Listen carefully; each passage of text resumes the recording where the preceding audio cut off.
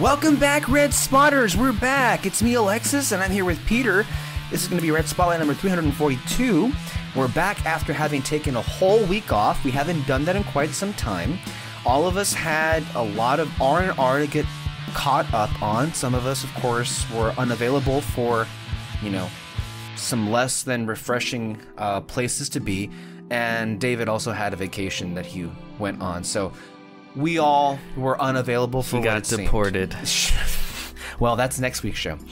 But a lot of things have happened, and because we've kind of fallen behind on certain things, Peter and I have made the decision that Fear Street, we're going to save that discussion for Halloween season for October. This is also a perfect time to mention that we have not forgotten about the Top 10 show. Peter Martinez and I are committed to doing it. Kyle keeps not being available. Apparently this week is his vacation too, and he left to go to Idaho. And wouldn't you know it? Did he already have vacation? He had no, that wasn't vacation. That was just a couple of days off where he was left to his own devices. But now he's on a family vacation in Idaho, so I could have swore he went somewhere. I don't know. No, he went to Disneyland recently, but he went with his family. That's vacation. And that was a day. That's still vacation. Yeah, I would consider it to be the case. But if you have been wanting this episode, I mean you as the audience, I do so apologize. It's not for a lack of effort. It's just we pushed it so far into the year that it's like competing with the summer season, and there is so much happening, not in terms of TV and movies, that we just can't keep up with it. And also, while I, say that we couldn't get to the show just yet, we also want to announce that To the Table will be coming back. It'll be coming back in September and October for spooky or spoopy season, as they call it. We're going to have 2 whole months of horror-themed films that I haven't seen yet that Peter will thankfully supply. One of them being the original Candyman, which there is a new Candyman coming out in theaters this month. So check all that out, and we will have reviews for that and Free Guy soon. But as far as today is concerned, and I have been waited over a week to have this conversation because I've been wanting this. I have a good feeling about this discussion, about this film that we saw over a week ago that I've seen several times since, and it give me a number. 3. Those are rookie numbers for a movie that's been out 2 weeks. Yes. Okay. Well, sure. I'm over double that at this point. Wow. We are dedicating our entire episode tonight to James Gunn's The Suicide Squad, the new film out, the new DC movie and Warner Brothers film out in theaters right now, which nobody is seeing apparently, and they're all watching it on HBO. Someone needs to give it attention. No one, and apparently they're all watching it on HBO Max. We did an After Dark on that, which Kyle didn't bother to edit or release, so there's that. That's right. Yeah, he always ends up being that way. He just can't be bothered to do it. Anyway, and I do not apologize to the audience for any kind of passive aggressiveness. It's just who I am. He's not going to listen anyway. So that's our review here. That's our show today for this Suicide Squad. I feel like before we read a synopsis for the film, it should, as with other movies that are part of a long-running franchise or universe, we should, lay all our cards on the table and remind people about where we've stood with previous installments. Most notably, of course, the original installment of this, which would be Suicide Squad from 2016, directed by Warner Brothers. Not really, not yet. Executive room. Executive produced by David Ayer. That should be the official ranking of things.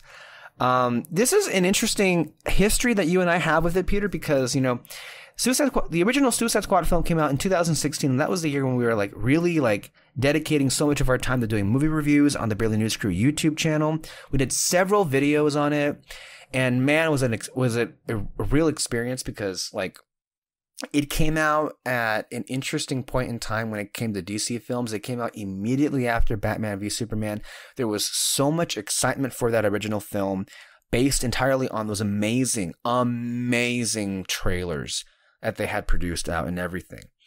You were so hopeful, even in spite of certain things that had come out. And up until that screening, and when we were all there together, and as we all know, as we walked out of it, the film is among the worst movie that have come out in the last several years for, honestly, an endless list of reasons. And it's built a reputation of just being bad and, you know, known for a lot of bad things in it. And Was that the review where I made Kyle question his life? That's true. On the Red Spotlight channel, and at the time that was when Kyle hosted the podcast. I believe he called it Purple Lamborghini or something. It's one of those Patsy's on the Purple yes. It's one of those early episodes of the show. And it was one of these shows where, and this happens to me. I'm not going to pretend it doesn't happen to me. It's happened to me on the show where like I am so enthusiastic about something and then I talk about it with you and then I end up just feeling so deflated at the end of it. R.I.P. Rebel Season 3. It's one of those examples of how these things go. But with him, evidently, I remember recording that episode and afterward he just kind of left really just depressed with it. But to be fair, like, I mean, I was also there with you, Peter, because we had done, I believe, a review before, but I was never hot on the movie whatsoever. I really wasn't. And you were very, like, critical and vicious, as well you should have been, because it was a failure on every level. I believe we even did an audio commentary on Suicide Squad a few years ago. We had that hilarious moment where we like did a katana chant. It was really weird. About, you know, yeah. This movie has been, at least the Suicide Squad franchise or the DC universe, has been quite the journey, hasn't it, with us? With the DC films in particular, that hasn't fared much better. There have been 11 of them, I believe, if I'm not mistaken, 10 or 11 of them now since the year 2013. And for as critical as we have been of the Marvel formula and a lot of the Marvel films that are bland and forgettable and generic, especially lately, let's be honest about that, DC has had seemingly their own problems, but in a very different way. There have been some, honestly, gems that have come out, like Shazam and Aquaman, and Birds of Prey to an extent, although that film definitely has its flaws as well.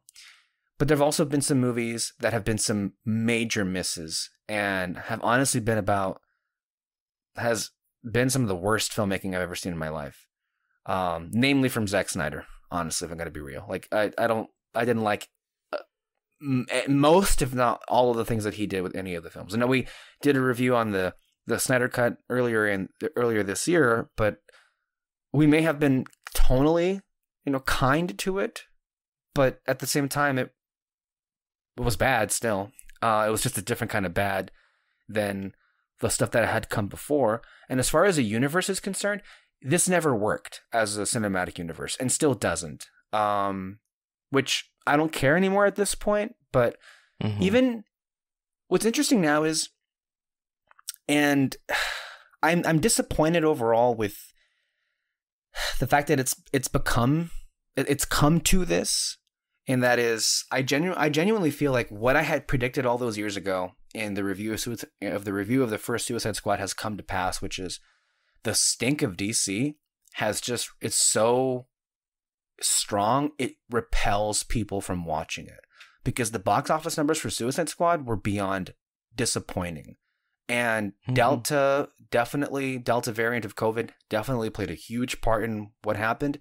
But I definitely feel like the DC or the Warner Brothers executives' approach to DC, they have shifted since 2017. They've been far more directors director filmmaking, where it's like, you know, James Wan had his movie and it turned out real great. It made $1 billion. Shazam was, and Birds of Prey also had the directors do what they wanted to do as well, but they weren't nearly as successful. Wonder Woman, I mean, from a box office standpoint, I mean. Now, No. I just wanted to point out that with like, no one knows who Shazam is. Right. No one knows what the fuck the Birds of Prey are. Right. But the thing is, the reason why Marvel was able to get moderate successes out of Ant-Man, Doctor Strange. Yeah, characters that people don't really know is because people were sold on the brand. Right. So they came for the brand and they stayed for the new characters that they liked. When it came to DC, they were not sold on the brand, so you couldn't pull them into these if anything, they were sold against characters that they if anything, it kind of pushed them away. They couldn't be sold on these new characters. It doesn't matter how good the film was. These characters that they have no connection to, they're like, well, the brand doesn't sell us on quality and we don't know these characters. So they didn't do as well as I think they should have. And most of the films that DC has made after the disastrous Justice League, if not all of them, have been director driven. But but they all fall into one of two problems. Either they suffer from a box office standpoint or they suffer from a creative standpoint. In the case of the Snyder Cut, in the case of Wonder Woman 1989, it's always like up and down with them. Like I would have hoped by now we would have had a consistent streak of good films that would have changed, you know, public opinion, but they always end up like delivering. For every good film they deliver, there's 2 ones that are like whatever or bad. It feels that way. Yeah, and the thing is, me as someone who loves movies, that's a perfectly fine trade-off for me. Yeah. Because I'll take, you know, a BVS and even a Wonder Woman 84 in to be able to get a Shazam or the Suicide Squad. You know, I'm perfectly fine with that trade. I'd rather get some hits and misses, but the hits be really high than just get consistently okay. But audiences aren't like that. No, they're not. It's almost annoying how insistent they are that everything be generic and bland. So that's kind of where things are, and I feel we've gotten to the point where it's pretty clear that a DC logo just doesn't do it anymore unless you're Batman. This is the thing, because after and we haven't even gotten to the film, but we'll get there. After the disappointing box office of the Suicide Squad, I'm like, I think the best approach moving forward for DC is a loose, connected universe, right? It's loose, right? So it's Wouldn't not you say it's already is? Yes, but I think you need to make the audience realize that, right? I don't think the audience knows what the fuck is going on. I can see a loose universe. Like, to me, I can watch, realistically, you could watch the original Suicide Squad, then Birds of Prey, then the Suicide Squad, and you have a fairly consistent character growth with Harley Quinn. That's true. Right? Like, but I think the way you really... You know what's also weird about that? All 3 of those films, each film gets successfully better. Yes. And makes less money. Ain't that funny? Yeah. But it sucks because it's one of those things where people were craving this universe right out the gate, but they shit the bed so bad that once they became good, people were already gone. And it's unfair to the good films, right? Yeah. And it's all kinds of fucked up. But this is what they need to do. They need to make a loose universe, right? And what basically, to me, what that means is you do director-driven stories, but every time you use a character, you use the same actor, right? So like with Harley Quinn's the only one where you really see it because she's in 3 very different films.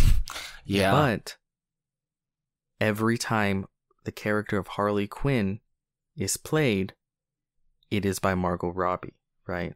And that's what they need to do, right? Like every time the character of Superman appears in a film, they could be wildly different films, they are played by the same actor. Same for Batman. And that's number 2. You need a consistent Superman and Batman. You need them. They are the 2 pillars that hold up the DC universe. It's the reason why half the fucking characters in DC are basically connected to Batman in his world, right? Like he makes the world go round in DC. That's just the way it works. I have to imagine if you're a general audience member, you're just fucking confused at this point because this universe had Ben Affleck. Now there's another Batman movie being made with Robert Pattinson. That's not even to mention the fucking Joker movie that came out of nowhere, and it's kind of in an awkward place. They need to. Are you Yes, there? I'm here. Go ahead. Okay. They need to connect, and I don't think they're going to be able to, which sucks. But they need to connect that Pattinson Batman to this universe. That needs to become their Batman. They could do that with Flashpoint or the Flash movie coming up. Which, by the way, is that still happening? Is it filming? Is it? It's filming. Okay, good. Because how many years has that thing been pushed back and delayed? Like at this point? No, I've seen a lot of behind the scenes photos. Believe me, it will be finished and it will be released. But then, for instance, you look at Superman and Batman, or they're gonna do a Batwoman movie, or a Batgirl, not Batwoman, Batgirl, right? And they're gonna use J.K. Simmons as the Jim Gordon. Isn't Jeffrey Wright J.K. Simmons now?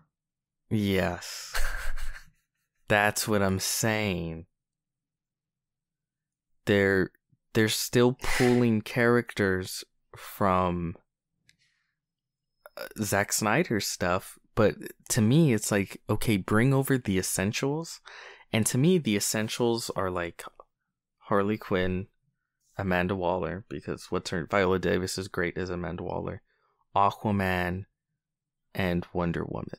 Oh, and the Flash, because they've already committed to that. And what's his name? I think he's fine as Flash, whatever. But beyond that, you need to create a level of consistency. Right. You just have to. You have to. And I think as long as all of the actors that play the characters are consistent, people will catch on. And they'll be like, okay, awesome, this is one universe. And then from there, you can just make whatever you want, right? Like, you can make all kinds of character or director-driven films, so long as you just, every time you use a DC character, it's the same actor. And then I think that's it, right? And then also start having these characters pop up in other films, right? So, like, for instance, it could even just be like an after credits teaser. But I think it would be nice to see like King Shark pop up in the next Aquaman film. Yeah, absolutely. Right? Yeah. Even if it's a quick little joke, like, do it, right? Just and people are like, well, Aquaman mentioned the events of Justice League.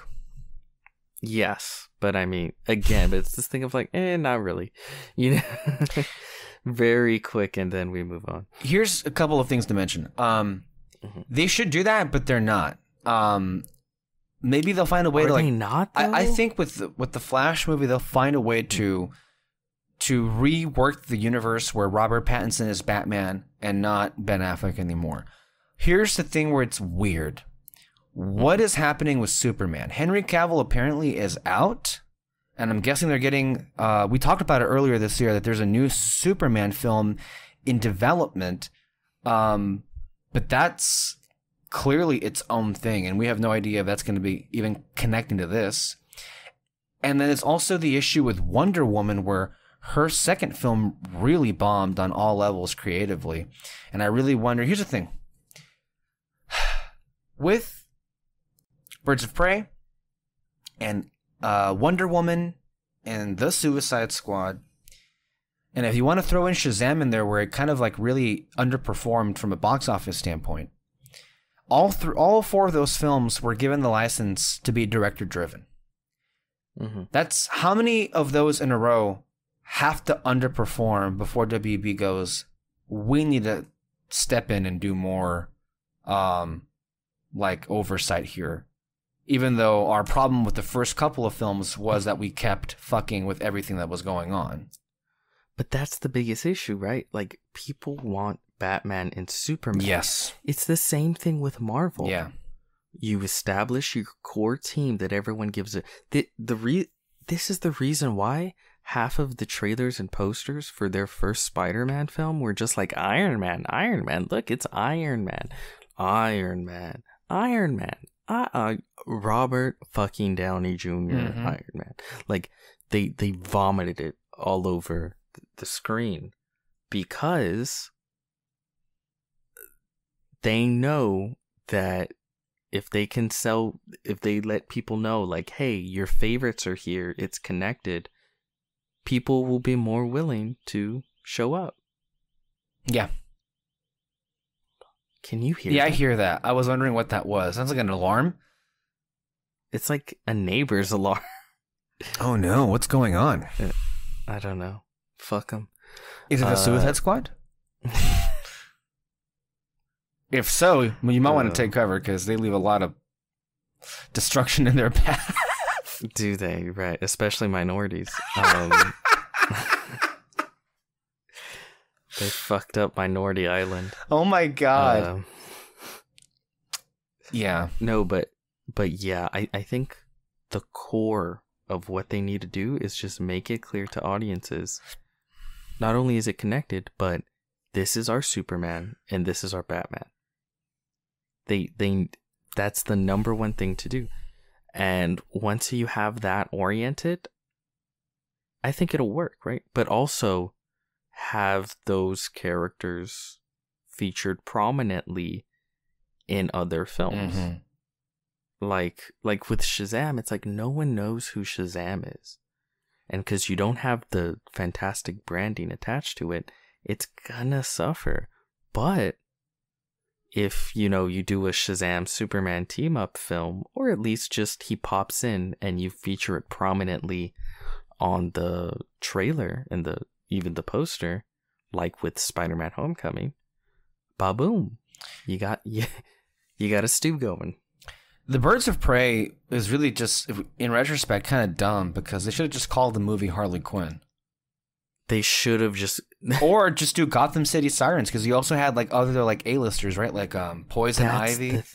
Yes. To me, doing a Birds of Prey movie was the stupidest direction they could have taken. Because, again, they make some really stupid decisions. No one knows who the fuck the Birds of Prey are. No one knows who Huntress is. Some people I still know don't, and I watched the movie. Yeah. Like, it's either just make a fucking Harley Quinn movie and then just call it Harley Quinn, which, by the way, they started to just call it Harley Quinn like a week into its release. Right. Or do Gotham City Sirens, where you prominently display other characters that people really care about, like Black, what's her name? I want to say Black Cat, but no, that's Catwoman? Spider-Man. Catwoman and Poison Ivy. Black Cat is Spider-Man's version of Catwoman. Right. And Poison Ivy. Like, and again, there's been a lot of talk now after the Suicide Squad, like, hey, let's get a Gotham City Sirens, which I would be fucking down for, because I would like them to kind of just loosely do the TV show. Sure. Right. You mean the Harley Quinn TV show? Yeah. Like, for me, at least just see the like... By the way, if you're out there listening, if you haven't seen the Harley Quinn TV show on HBO Max, go watch it. It's the Harley Quinn TV show. It was easily the best thing to come out of the DC universe in the entire 2010s decade. It's great. Am I it's wrong? so fucking I don't think great. I'm wrong. No, it's so phenomenal. But I would at least like to see. But then you can show the Harley Quinn Poison Ivy romance that I think is a big favorite of fans, right? You can include, but you can also include some deep cuts that are new favorites, like Kite Man. I would love to see Kite Man in live action. I'm just, Kite Man, hell yeah. I'm just waiting for that. But the question becomes, right? Like, I was thinking about it. Well, what Catwoman would you use? Would you use what's her name that has just appeared is going to be appearing as Catwoman in The Batman? Would you use that actress? I don't know if they would, right? And the thing is, if you pick someone else to be Catwoman, that fucks up things further. Because now people are like, okay, this, they just need to get it. For me, just get to a point where you just use the same actors and actresses, right? And just a loose connection. Yeah, I think that's true. And I also have to wonder or ponder what the future looks like with James Gunn involved, because even while in the first week of its release, I do believe that Gunn is going to come back and do more stuff for DC, in addition to what he's already doing right now, which is the Peacemaker TV show on HBO Max. Now, I don't know.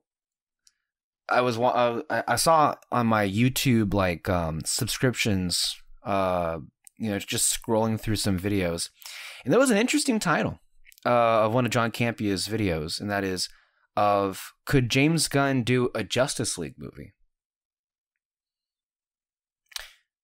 And that really piqued my curiosity and also made me wonder, I don't know about Justice League. I have no doubt that he could do it and do it well, but I'm wondering what force James Gunn could be. Is that alarm still going off? It just went off again. Wow. This is quite the night, Red Spotters. I don't know what's going on, but I guess we'll continue. It shut off again. Okay. Wait. I think it's off. Yeah, we'll continue to record as long as we're allowed or able to, it seems like. But yeah, I'm really curious to see. Also, and I have to think though, like, I don't know what the future. I don't know if they'll even make any more Suicide Squad movies after like the first one bombed from a creative standpoint. It did underperform from a box office standpoint too, and this one got really great reviews, but it underperformed. But of course, it was a different time that it was released into, it not like the first one had. So I have to wonder that if they'll even make any more Suicide Squad movies. I don't think they'll make. That's why I was thinking like any kind of continuation of these, at least like Harley Quinn and these type of characters. Maybe a Gotham City Sirens, right? Because it's very Batman centric. So you can pull in those characters that get people that want to go. You can show Gotham City, show Catwoman, Poison Ivy, like the things that would most likely get butts and seats. Because luckily for me, I got everything I wanted out of a Suicide Squad film with this, where I'm like, because a lot of people are like, well, what about the sequel? I'm fine. I was like, I was not giving a shit about any kind of sequel by the end of this. And also it's not even like a Guardians, right? Where it's like this family and you continue to watch them grow. To me, the Suicide Squad it's just always new people. Right. And so it's like, I'm fine with Yeah, that. one of the things that people should know is that, and this may help transition us into the discussion itself on the film, but people should understand that while this is technically speaking another Suicide Squad film, it's not like Suicide Squad 2, it's not a follow-up. I mean, it kind of is, but it's not. It almost really is a standalone movie. There's the problem right there. Right, sure. As far as messaging. Right, it's Again, it works for me. Right. But it's a standalone film, and you really don't need to watch the first movie to watch this one. But it very well could have been where most people did watch the first movie, and they were like, no thank you, I didn't ask for a second Suicide Squad. Even though it is a standalone film for the most part. And the difference here is the studio actually gave creative credence to the filmmaker, and it's a really great fucking filmmaker at that. And yes, this was one of our most anticipated films for a reason. And this discussion, I can't wait to have. Peter, may you please tell us, by Letterboxd, of course, the synopsis for The Suicide Squad. The Suicide Squad, directed by James Gunn. They're dying to save the world. Supervillains Harley Quinn, Bloodsport, Peacemaker, and a collection of nutty cons at Belle Reve Prison join the super secret, super shady Task Force X as they are dropped off at the remote, enemy-infused island of Corto Maltese. Starring Margot Robbie, Idris Elba, John Cena, Joel Kinnaman, Sylvester Stallone, Viola Davis, David Dastmalchian, Daniela Melchior, Peter Capaldi, Jai Courtney, Michael Rooker, Nathan Fillion, Alice Braga, Pete Davidson, Storm Reed, and Flula Borg, Sean Gunn, Steve Agee, shit ton of other people. So yeah.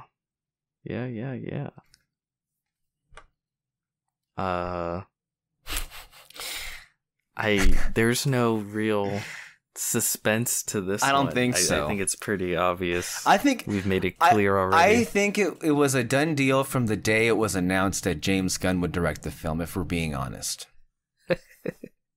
Yeah, for sure.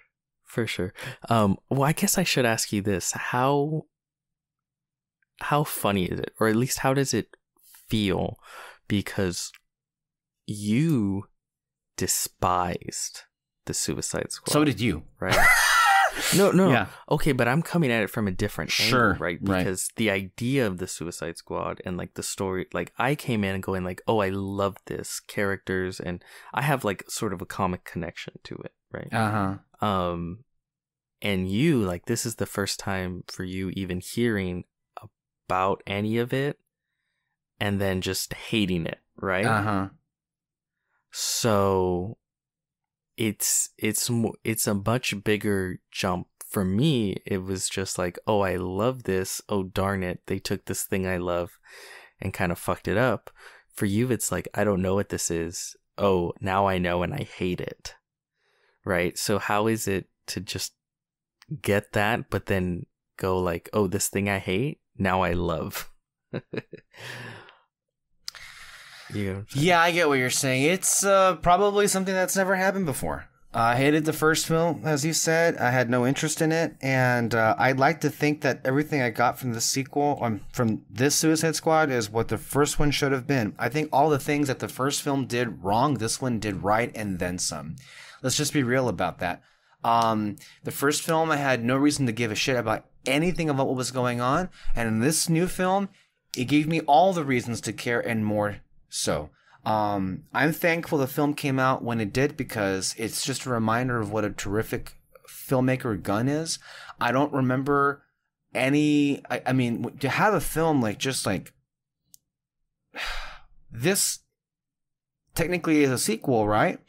I haven't seen like in a jump in quality like this in a sequel since like Ragnarok from the Dark World. But even then, this is like in a different level altogether. This film is extraordinary. It's a comic book film, sure. It's an R-rated one at that. That's true. But it's a movie only James Gunn would make. And to be honest, that's for sure. To be honest with you, I gel with him as a filmmaker. I gel with him and all of the sensibilities that he infuses as his signature touch. I really, really liked it the first time, and I had not a single negative thing to say about the film. But then the second hold time, on. I didn't have a single negative thing to say about the movie the first time, and that almost never happens. There's always some drawback. There's always some clear criticism for most films, even the films that I love. You are the death of hope. Now, but now after seeing it like 3 times, I love this film. I love James Gunn. I love these characters. I love these actors. I love the writing of the film. I love the style. It reminds you of how great comic book films can be when they're allowed to be more than just the bare minimum, when they're allowed to have style, when they're allowed to be when they're allowed to be about something. It's so good. It's so funny too. And it's also hilariously, with all of the blood, with all of the murder, with all of the bodies that pile up, also full of heart. This went above even my wildest expectations of what this could be. Perfect. 10 out of 10. I never say that anymore these days. Mm-hmm. This is great. Yeah. Except for Black Widow. This film, I actually have, I think, a similar experience, right? Because I knew I was going to like the film. I don't know if there existed a universe where I wouldn't have liked this film. But there's also been instances in recent memory where like I feel like I go into a situation where I'm like, yeah, this definitely feels like a film I'm going to like. And then I'm just kind of on it. Right. And that's been kind of a bummer recently, especially with so few films coming out. You know, the few that I'm like, oh, for sure I'm going to like this, and then I just don't connect with it. It's not even that they're bad films, like I'm just not connecting with it, right? So I went into this one going like, it's set up for me to like it, but you know, let's see how it goes. And I loved it. I loved it so much. And one of the biggest things for me was like, wow, like this is a film. Yes. It's a movie. It feels like I'm watching a movie and not a product. Right. And it's really hard to describe, because obviously technically all movies, especially blockbusters, are products, right? But I don't want to feel like I'm watching a product. I don't want to feel like I'm being sold something. I want to feel like I'm watching just this awesome artistic experience. And that's the way I felt with the Suicide Squad. And I have watched it, I think at this point, 7 times. And and to me, it's reached a level not previously experienced since I'd say like The Last Jedi, where it's this kind of film that I always hoped that I could see, but never really held my breath for eventually seeing it, and then just kind of snuck up out of nowhere, and I finally see it. And it's not only that the film is good, it's that it's really good, but it's also this film that I never thought could exist, and now it does. Yeah. And so I'm just going back and watching it because I similar to The Last Jedi, I almost have to just kind of prove to myself that like, oh no, it does exist, right? Like it is this film that I always wanted to see, and now it's here. And not so much that I have like there's no like nostalgia connection in the same way there is with Star Wars and The Last Jedi. Right. It's more of just this full realization of what the comic book medium can be, right? Like it's this big budgeted R-rated off the wall goofy film that's just executed so perfectly. It's not that I have nostalgia necessarily for characters like Polka Dot Man or Starro the Conqueror, although I guess I did know who Starro was, but there's no like deep nostalgia for Starro or really any of these characters in the squad. It's the fact that a character named Polka Dot Man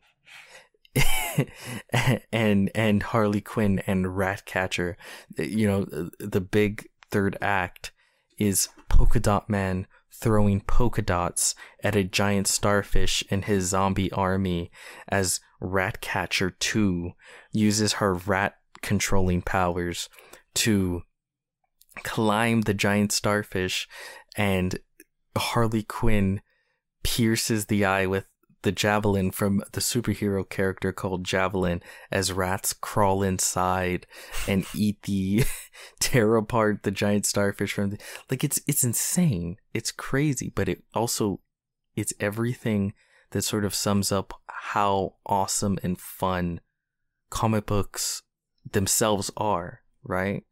Like I remember this kind of ties. I don't know if we had it on air, but we had a discussion about how I've been reading a lot of comic books recently. And I talk about how I'm really into them because they sort of, reading them, I realize there's so many awesome stories that will just never be able to translate to live action. Right.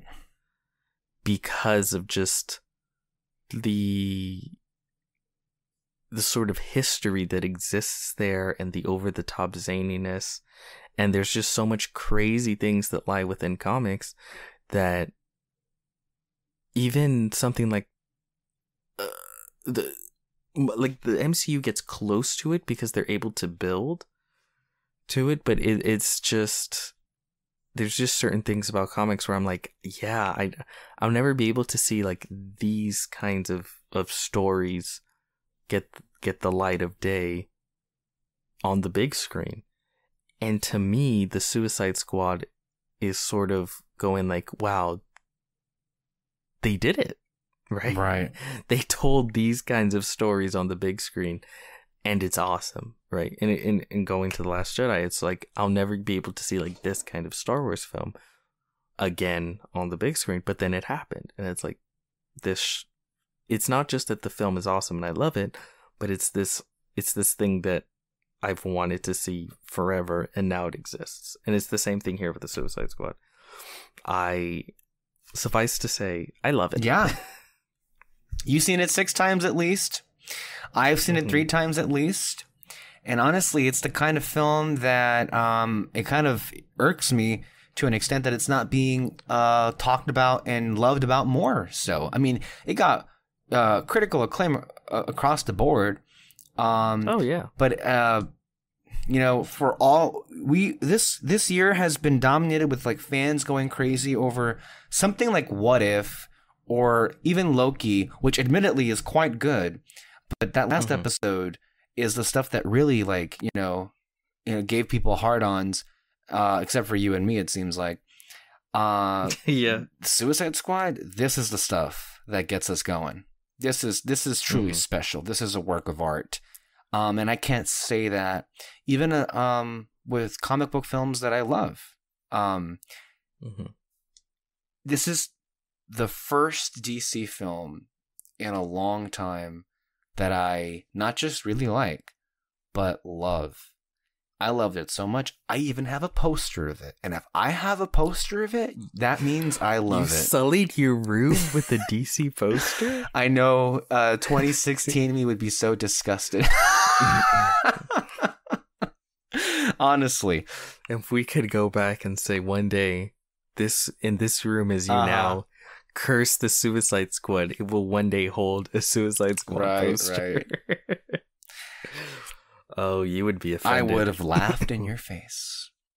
Yeah. But no, I think I watched like every fucking review for this film, and I was watching the Red Letter Media Half in the Bag. And who's the Mike? It's Mike, right?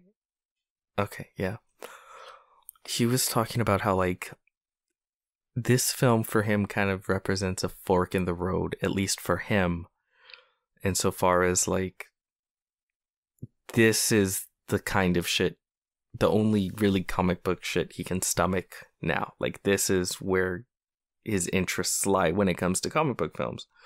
These kinds of films, right? They just dig up every weird character and just do just do the weird stuff, right? And make it unique and fun and awesome.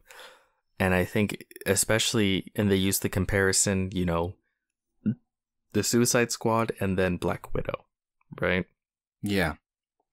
And in the past, a film like Black Widow, it's like, okay, you know, I had fun. Like, there's still a tolerance for those kind of films. You can have fun and good, but it's like, at this point, it's like, no, like, this is where my like, what's the word? This is just kind of where I give a shit now. You know, I'm forking off, and films like The Suicide Squad and others, I assume, that will come as well. Honestly, like Shazam. And even though I wasn't in love with Birds of Prey, like Birds of Prey too. And I feel similarly, right?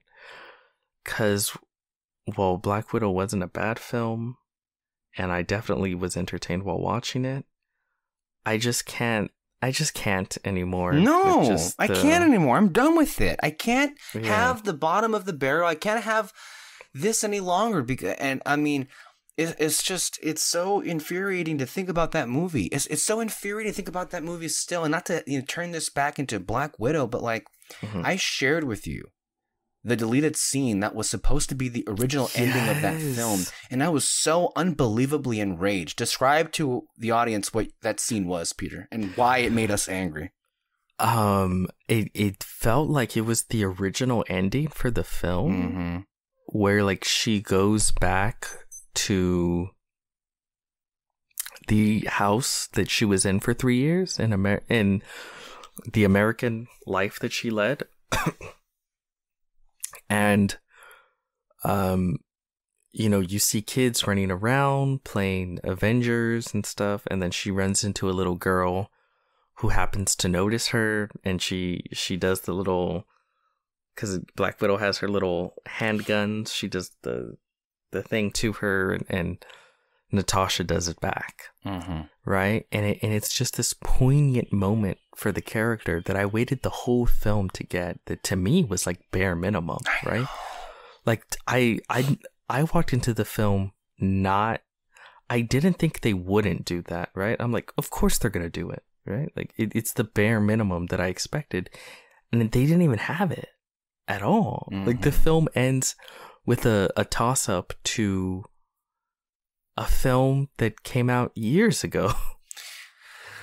It's so weird. This, by the way, this is why I said, if you want to rewatch, you know, an MCU rewatch, it makes infinitely more sense to watch this film after Civil War, because it's made as if it was supposed to come out after Civil War. It doesn't feel like the way it ends, or before Civil War. No, after. Sorry. During? After. Yeah. I don't know. But as far as it goes to Black Widow. But when it comes to the Suicide Squad, like this is just what I want from comic book films at this point. Like I just can't anymore with the generic. There's just been too many. There's been too many generic superhero films where you have to do more. You just have to do more than the bare minimum. It's like, I don't know how many times we can just stomach this, you know? It's like, it's too much of the same movie, you know?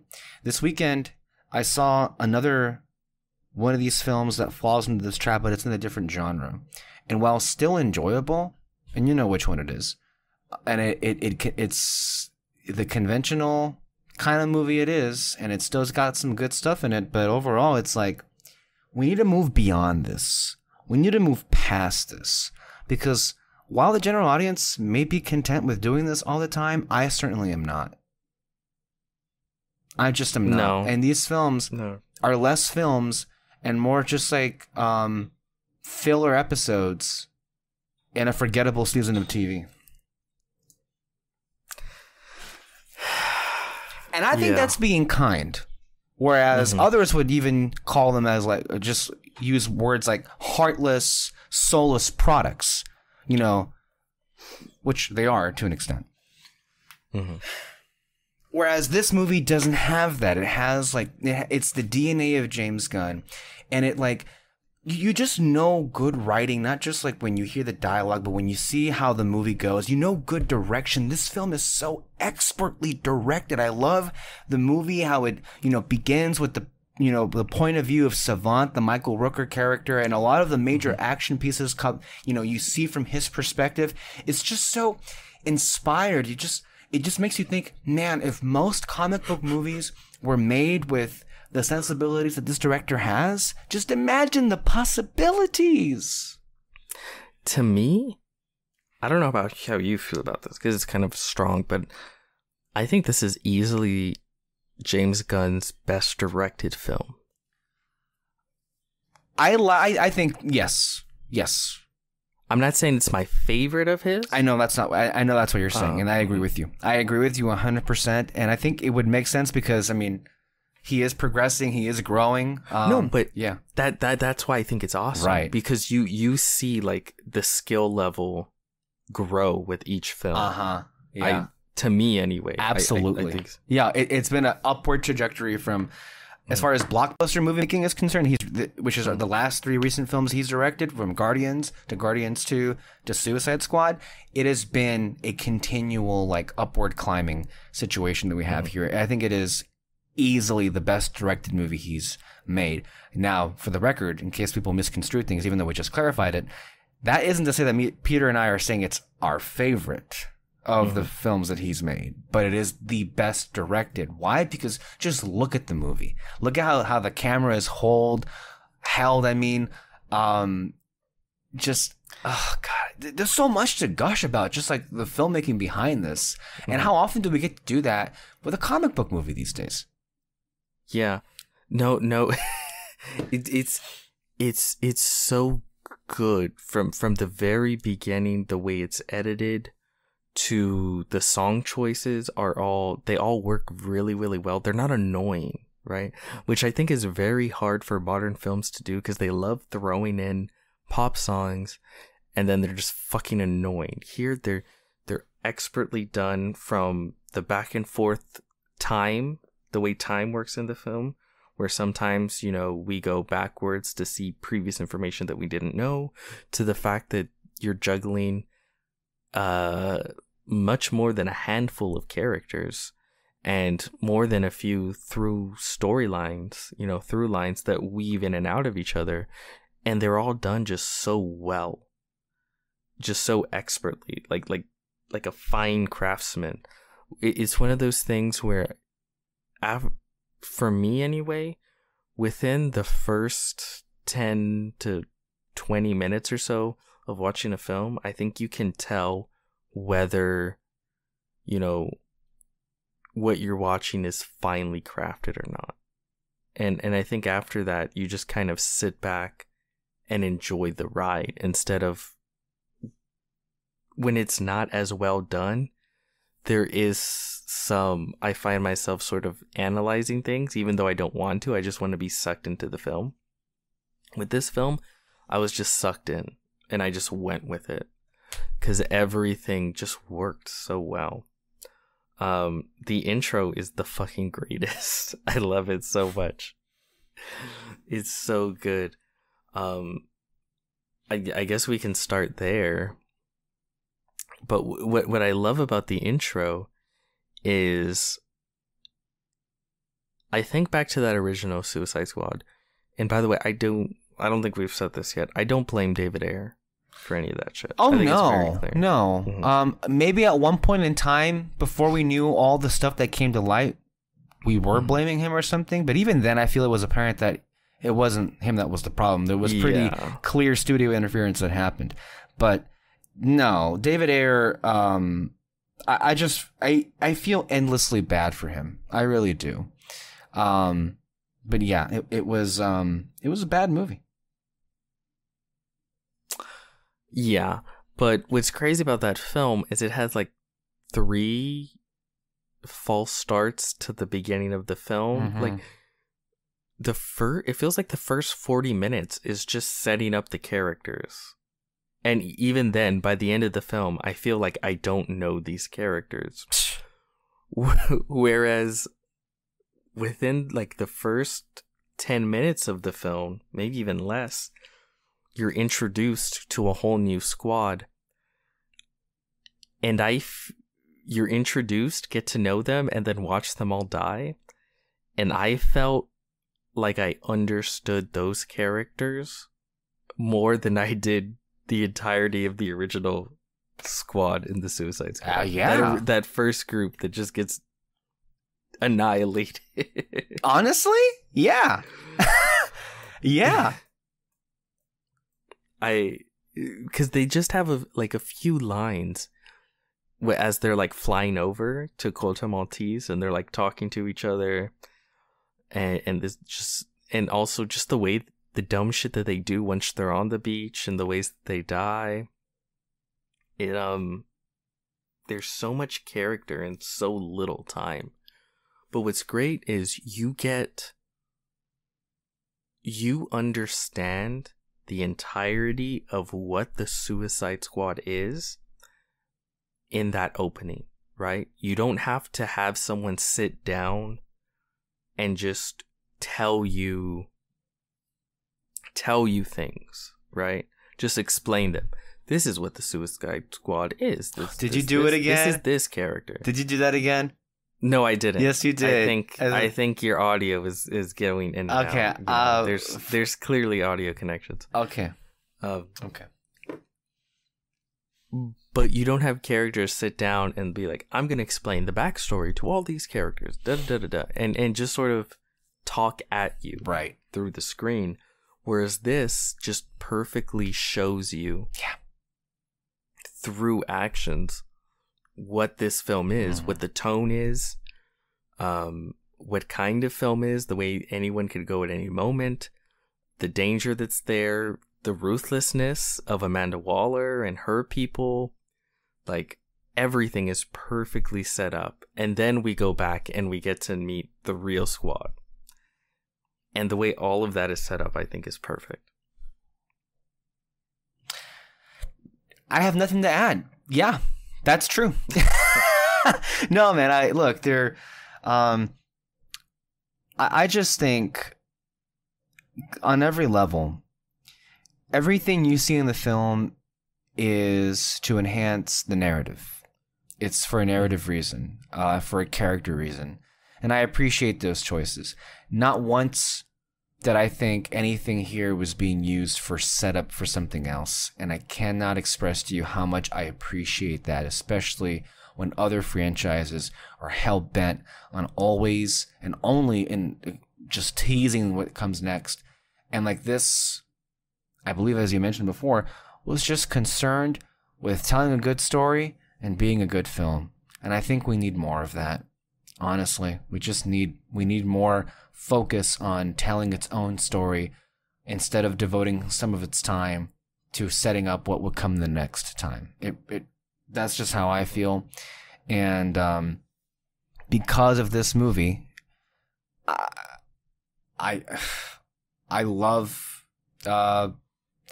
Ratcatcher 2. I love Polka Dot Man, Anawe, Harley Quinn, Rick Flag, and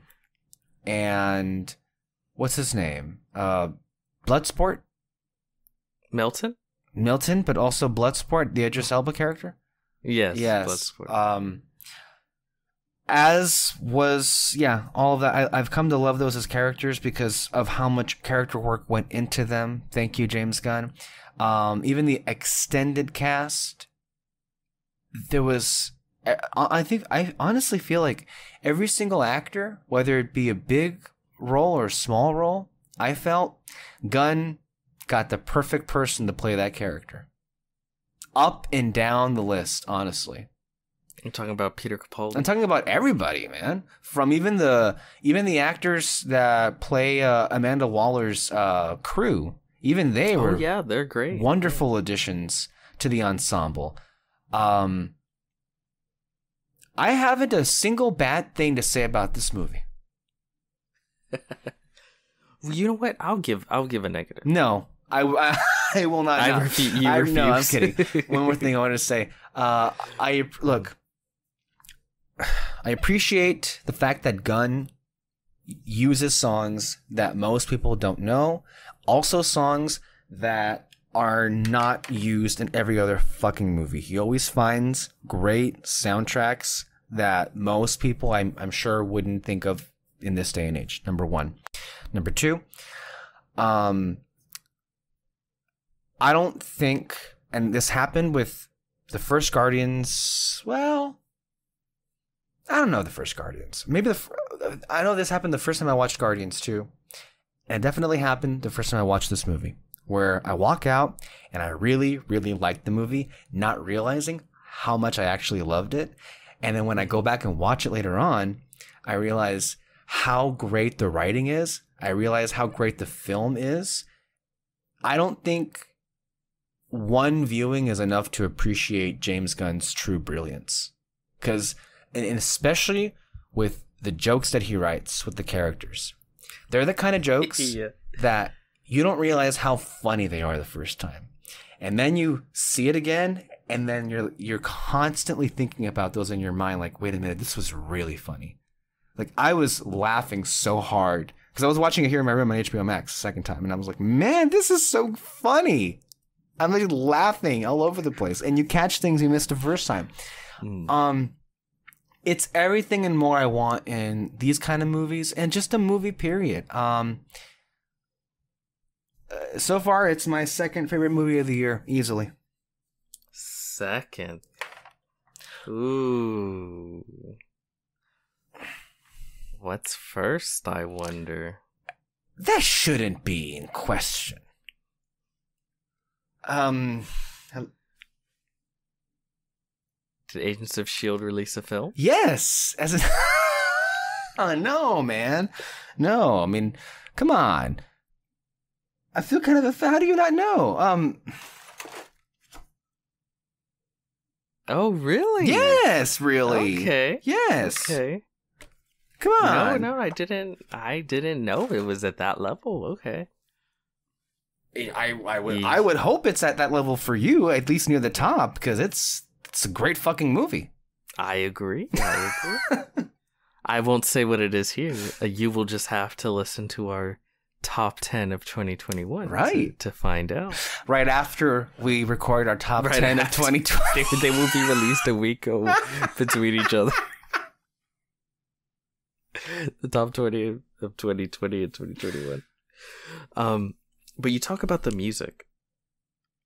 Not only is it great, it's really purposeful, right? Because when you first meet Bloodsport, it's sort of this I'm terrible at music, so if anyone's mad that I don't, I'm not sure if we mentioned at this point, but we're doing spoilers, right?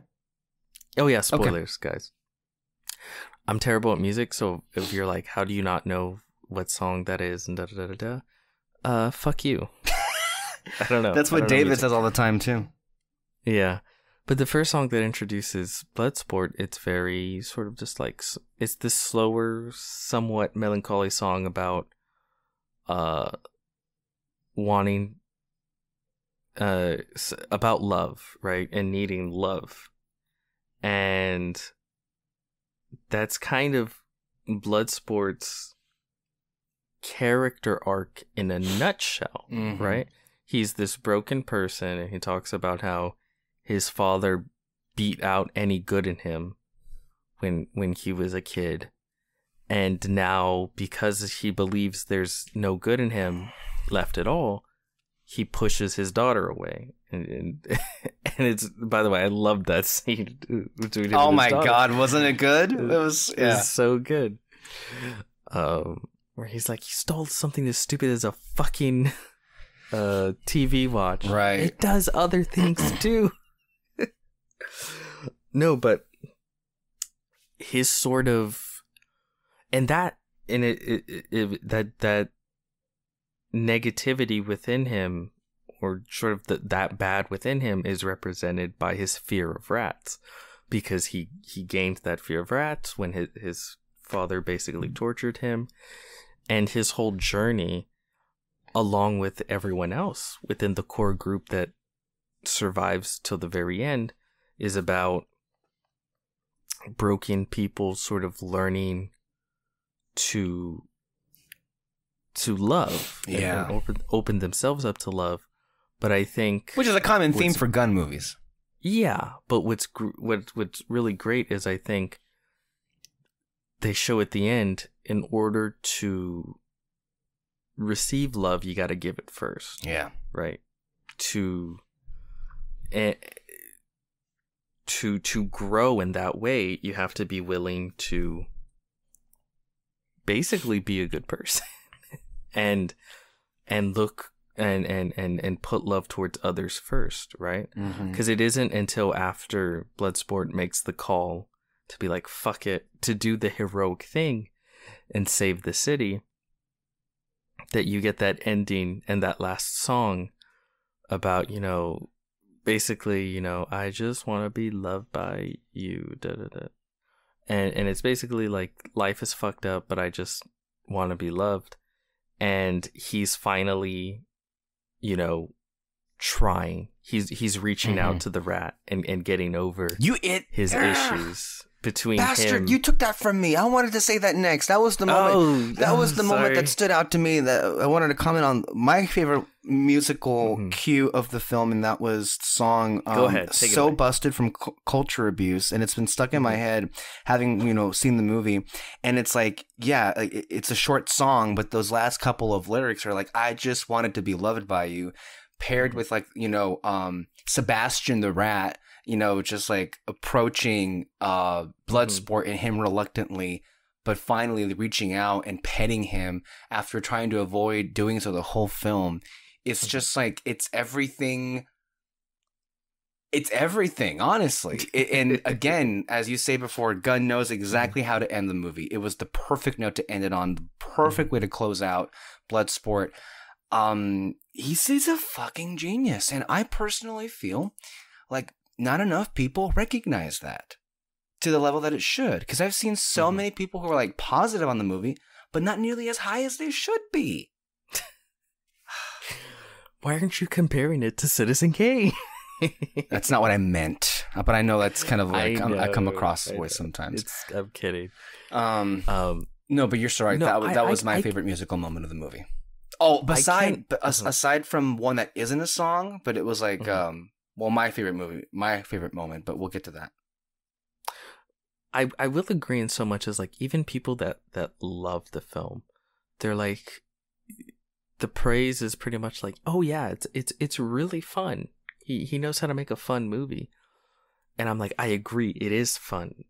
But I also think it's a lot more than that. Like the craftsmanship goes beyond just making a fun movie. Absolutely.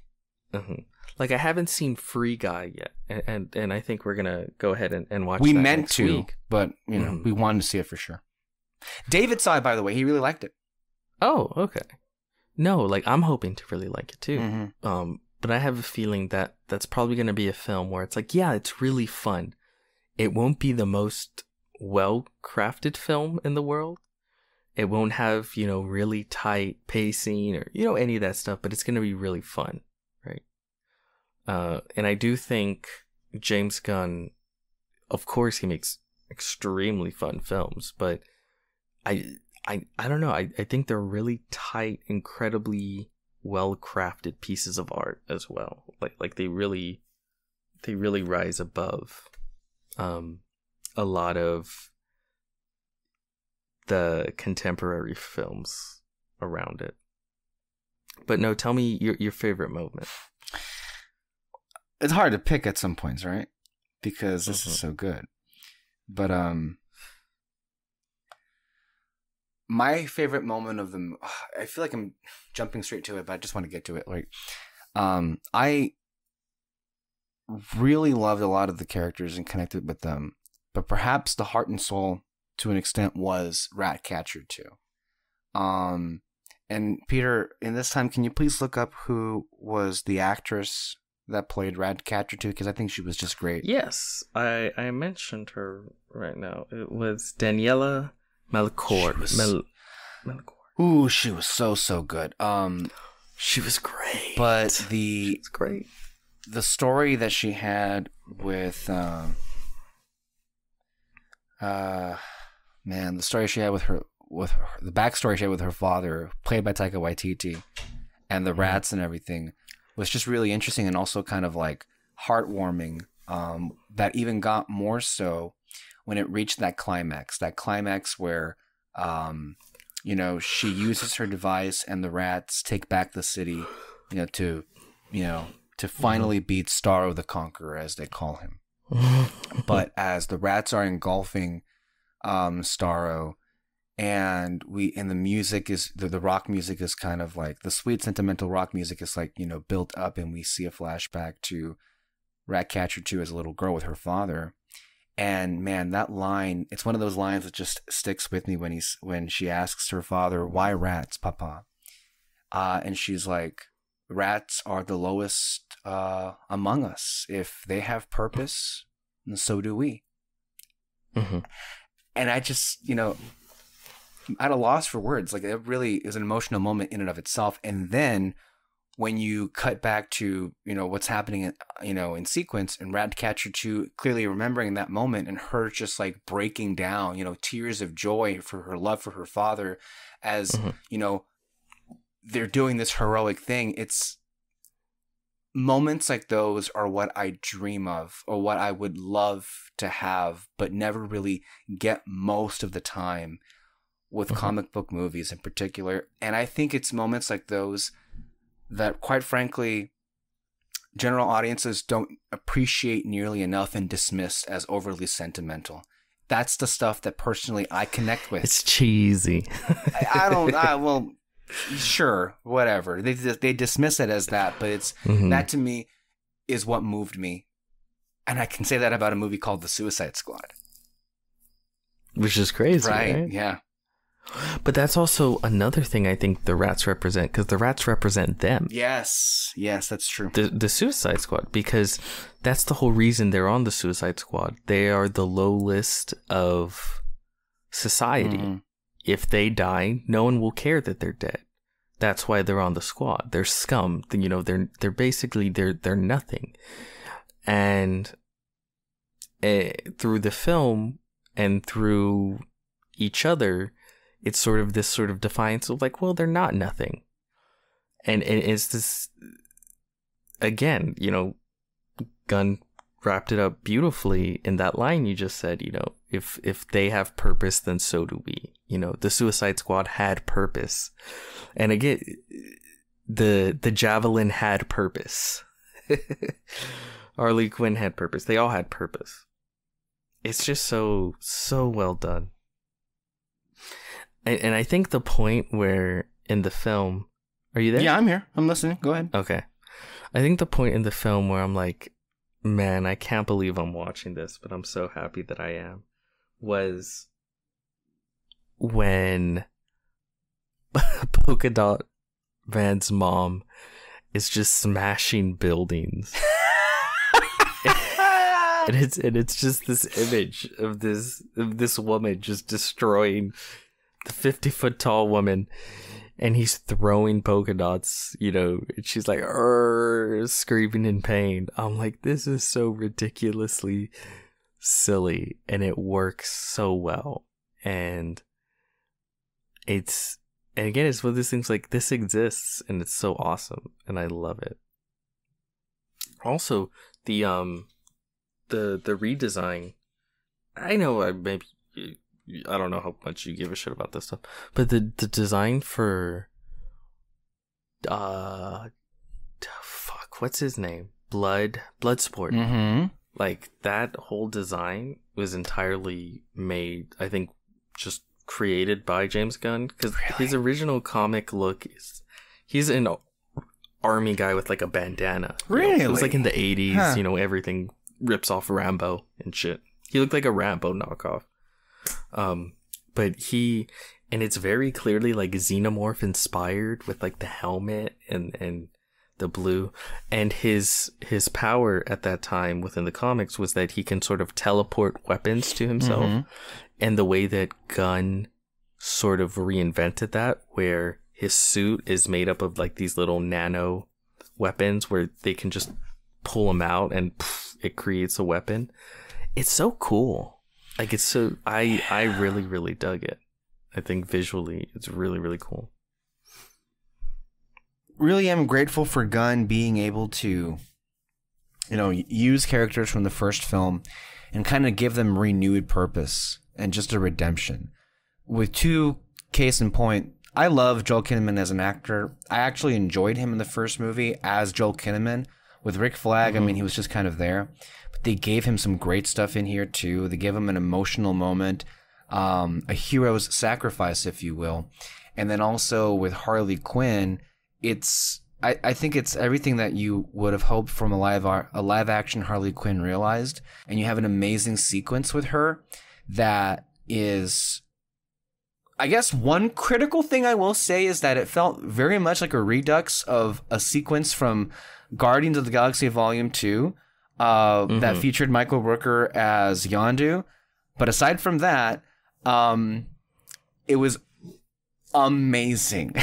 It was everything you'd wanted to see from a live-action Harley Quinn in that regard. Robbie is... I think she gets better and better in the role with every film, honestly. Yeah, this is my favorite. Easily. Iteration of her. Also, my favorite look of hers, too. I love her look in the film. Yeah. Mm-hmm. Actually, I like her suit in the beginning the most. But she's not... She's in the dress most of the film. But I actually really liked... I don't think she was in the dress in the third act, was she? Yeah. She was? She was in the dress the whole film, basically. Even in the end? Yeah. Huh. Interesting. No, that's the look I meant, the suit. Oh, the dress didn't look bad on her either. Come on, like she's... Yeah. But, yeah, I agree with you. No, she was great in this. And here's something that this dynamic had. You know, this group, a lot of the movie, they're not all together. They're like, you know, we start the movie with two groups, and then they end up merging into one. The remnants of the first group end up, you know, joining on the second group of here. But what you have with this team that you didn't have with the first movie is an actual team. Is a team that actually has like chemistry with each other, not just as actors, but they actually feel like characters, and you like them. Yeah, they feel like characters that are not supposed to be together on the same team. Right. But are forced to be. And the interactions they have and the way they grow together reflect that. And to me, that's the coolest thing about the Suicide Squad. You take these weird, crazy-ass characters that have no right being on a team together and then force them to be on a team together. Right. And the sort of weird interactions you would get from that, right? Like the friendship between Ratcatcher and Nanawe, you know, King Shark. The way that like one of the funnest parts is when they're dancing at the club. Yes. Right? And you know, what's his name? The polka dot man has never let loose like that, but there he is on the dance floor with them. Right. Like, it's fun. It's so, and it's interesting, and you grow to love the character so much. I love polka dot. Yeah. And I love the actor too. Yeah. Damien Desmelchian has, you know, done a lot of supporting roles in his career over the years. He has a recognizable face, from Small Parts to The Dark Knight, to the Ant-Man movies and so many others, but to have him, in his own words, be a superhero even here, I think it's a great about time moment for him that I wish, as we mentioned earlier in the year, I forget his name, Hansu. He was in A Quiet Place Part 2 and he got killed off unceremoniously, and he's one of those actors that has been in so many things and needs to have his moment as well in one of these movies. Yeah. No, I agree 100%. I know this is completely off topic. Well, it's not completely, but just a little bit. But what's his name? Brendan Fraser has been. Oh, yes, I saw that. Yeah. He's gonna be in a Scorsese film. Can you believe that? Yes. I've been team Brendan Fraser with since De day Niro one, and DiCaprio, baby. Oh my god. But to me, he's the perfect actor I could see in like a Suicide Squad. That's true. Like, just have him playing like fucking Rake Man. I don't know I don't know who that is, but it sounds hilarious. I just made him up, you know. But he has a magical rake, and he sweeps up justice, or whatever. Are you sure you're making it up? That sounds almost real. But just having like, he's the kind of actor that I could see just been thrown the silliest, dumbest character, and then you just love the fuck out of him by the end of the movie, like Polka Dot Man or Ratcatcher 2. That's also it's such a fun comic book thing where it's like she's the second Ratcatcher, like we're hopping in at the second iteration of this villain. And I know a lot of people. How should I put this? A lot of people love the whole world building stuff. Like, they like to see it connect to other stuff. And while this film in no way connected to any sort of larger universe in the sense that it was directly referencing other films, it does feel this is the first DC film in forever where it felt like there is a larger world out there. Yeah. Right? Like, seeing all the villains. There's a lot of really cool cameos of villains in Belle Reve. Mm-hmm. And they don't really draw attention to it. They just, like, oh, they pop up. Like, when they go to the female section of the prison to get Ratcatcher 2, they see a woman there with colors all over her. That's a villain called Kaleidoscope. Her powers are to, like, what's it called? Like a kaleidoscope, like, entrance you or whatever. Sean Gunn. Yeah. James Gunn brother played Calendar Man, which is a famous Batman villain named Calendar Man. But there's little things here and there. They reference Star Labs. Even the whole thing of, like, he put Superman in the ICU with the kryptonite bullet. A lot of people are, like, pissed, like, well, why don't you show it? I love that they don't show it, right? It's one of those things where it's like, that's so cool. Like, there's other stories out there that exist. It's kind of, to me, like the lines in the original Star Wars, right? Where it's like, oh, you were part of the Clone Wars? Like, oh, you don't literally need to see a flashback to, like, show it and show us in great detail what the Clone Wars are. It's just something that gets your imagination going. Like, oh yeah, there's other stories out there to tell. Right. And I think he employs that sort of storytelling really well here, where even though it doesn't in any way try to connect to other films, and really the entire film takes place on one island, it's still he was still able to make this world feel very populated, and that there's a lot of, like, really awesome stories and adventures going on just outside of frame. You know what I mean? So yeah, I dug it. Oh, and we haven't talked about him yet. John Cena.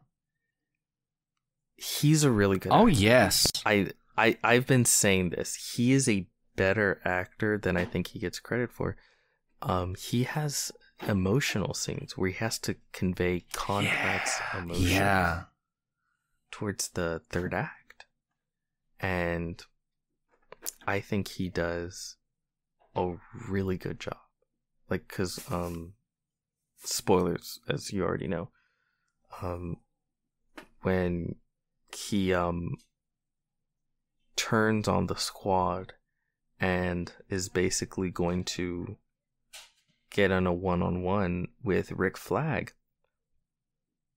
you can tell his conflicted feelings as he's saying, like, you know, peace is worth any price, even for the life of a hero like you, sir. Like, please, you know, just give me the drive. Yeah. he was able to convey both the fact that he is not backing down, like he is these are his beliefs and he's going to stick by them 110%, but at the same time he genuinely likes and looks up to Rick Flag and doesn't want to have to kill him, right? And he was able to convey that with his voice, with his acting. And I was like, and even though I'm not crazy about the character of Peacekeeper, I don't think you're supposed to be, because he's a douche. Right. His character is that he is a douche. I am excited to see more acting from John Cena in the Peacekeeper show. I am really excited about that, because I think I saw some interviews with James Gunn, and he did say, like, you know, everyone really gets full character arcs throughout the film except for Peacekeeper. You know, he's the douche, he's the outside of the group, even though other characters might feel and seem like the outsiders, like Polka Dot Man or King Shark, Nanawe, because he's always left behind. He's literally the loner. The real loner is Peacekeeper. He's the real one that doesn't fit in. And so he's like, I wanted to explore him more, and that's how he got his own series. And that's all. What I'm also excited is to see other characters that might pop up in that. But yeah, I'm kind of rambling. No, please ramble. At this point, like, we've already made our feelings clear, so we can just talk about whatever we want, whatever comes to mind. And Nawe, whoa. You know, what's really impressive is you can find a very different version of King Shark and still love him. You know, that was one of the big things, right? You know, especially the different version that's not the Harley Quinn version, because that version is so good. This one is really good as well in a very different way. Stallone did a masterful job with the voice work. But again, like, you know, my mind goes back to certain shots that only Gunn could think of, really. Like, you know, when they're in the van and they're driving into town, and then you see Anawe just like looking out at the townspeople.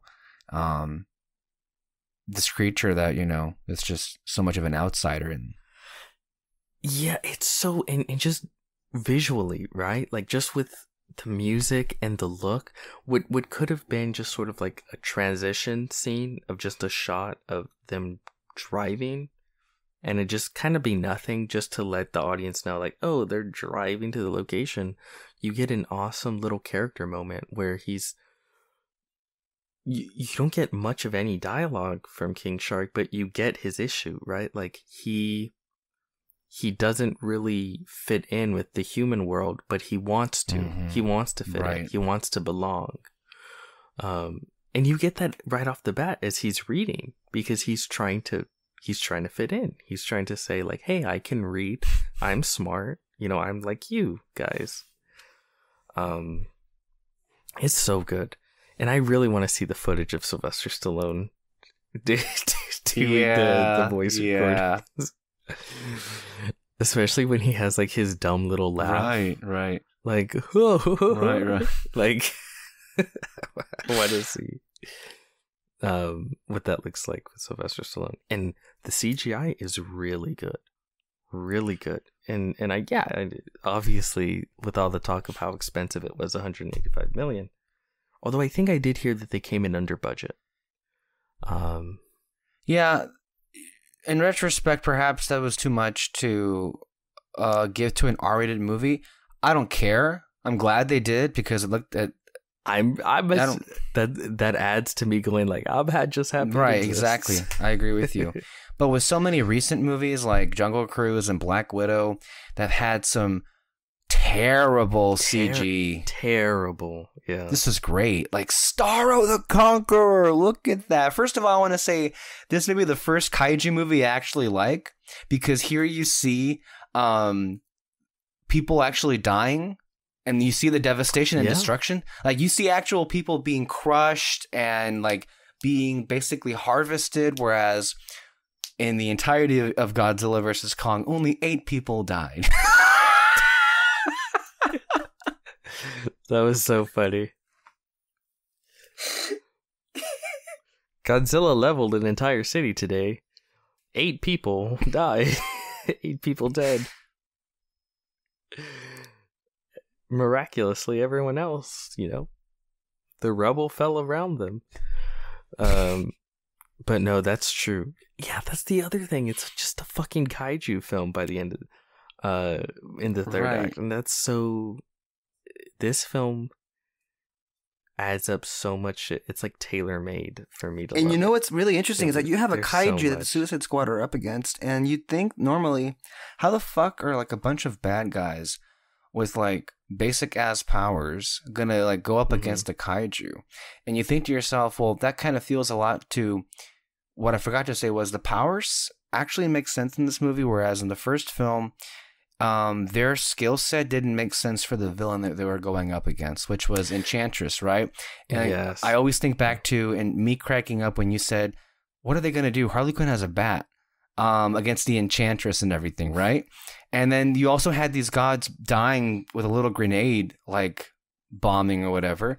So I'm glad that in this film, not only do, I guess, it all makes sense as far as the power capabilities, but even how they bring them down was not only like a great like character narrative moment, story moment, but it actually like you believed it that was going to happen.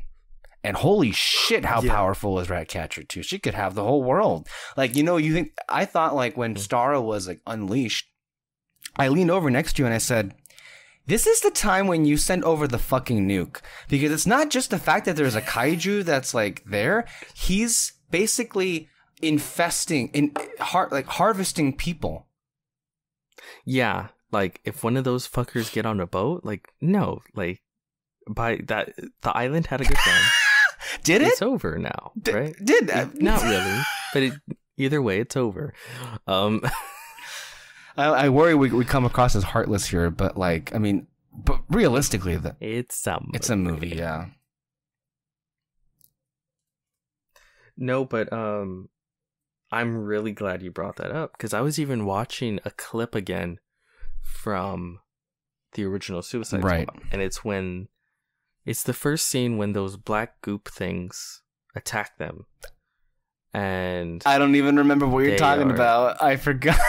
Okay. The first time those black goop things. I think I know. Them. Okay. And I remember even just watching the clip, I'm pulled out of it because if you remember in that original one, it's not just the Suicide Squad, it's like the Suicide Squad in a military black ops team. Yeah. Together. Like, why would you do that?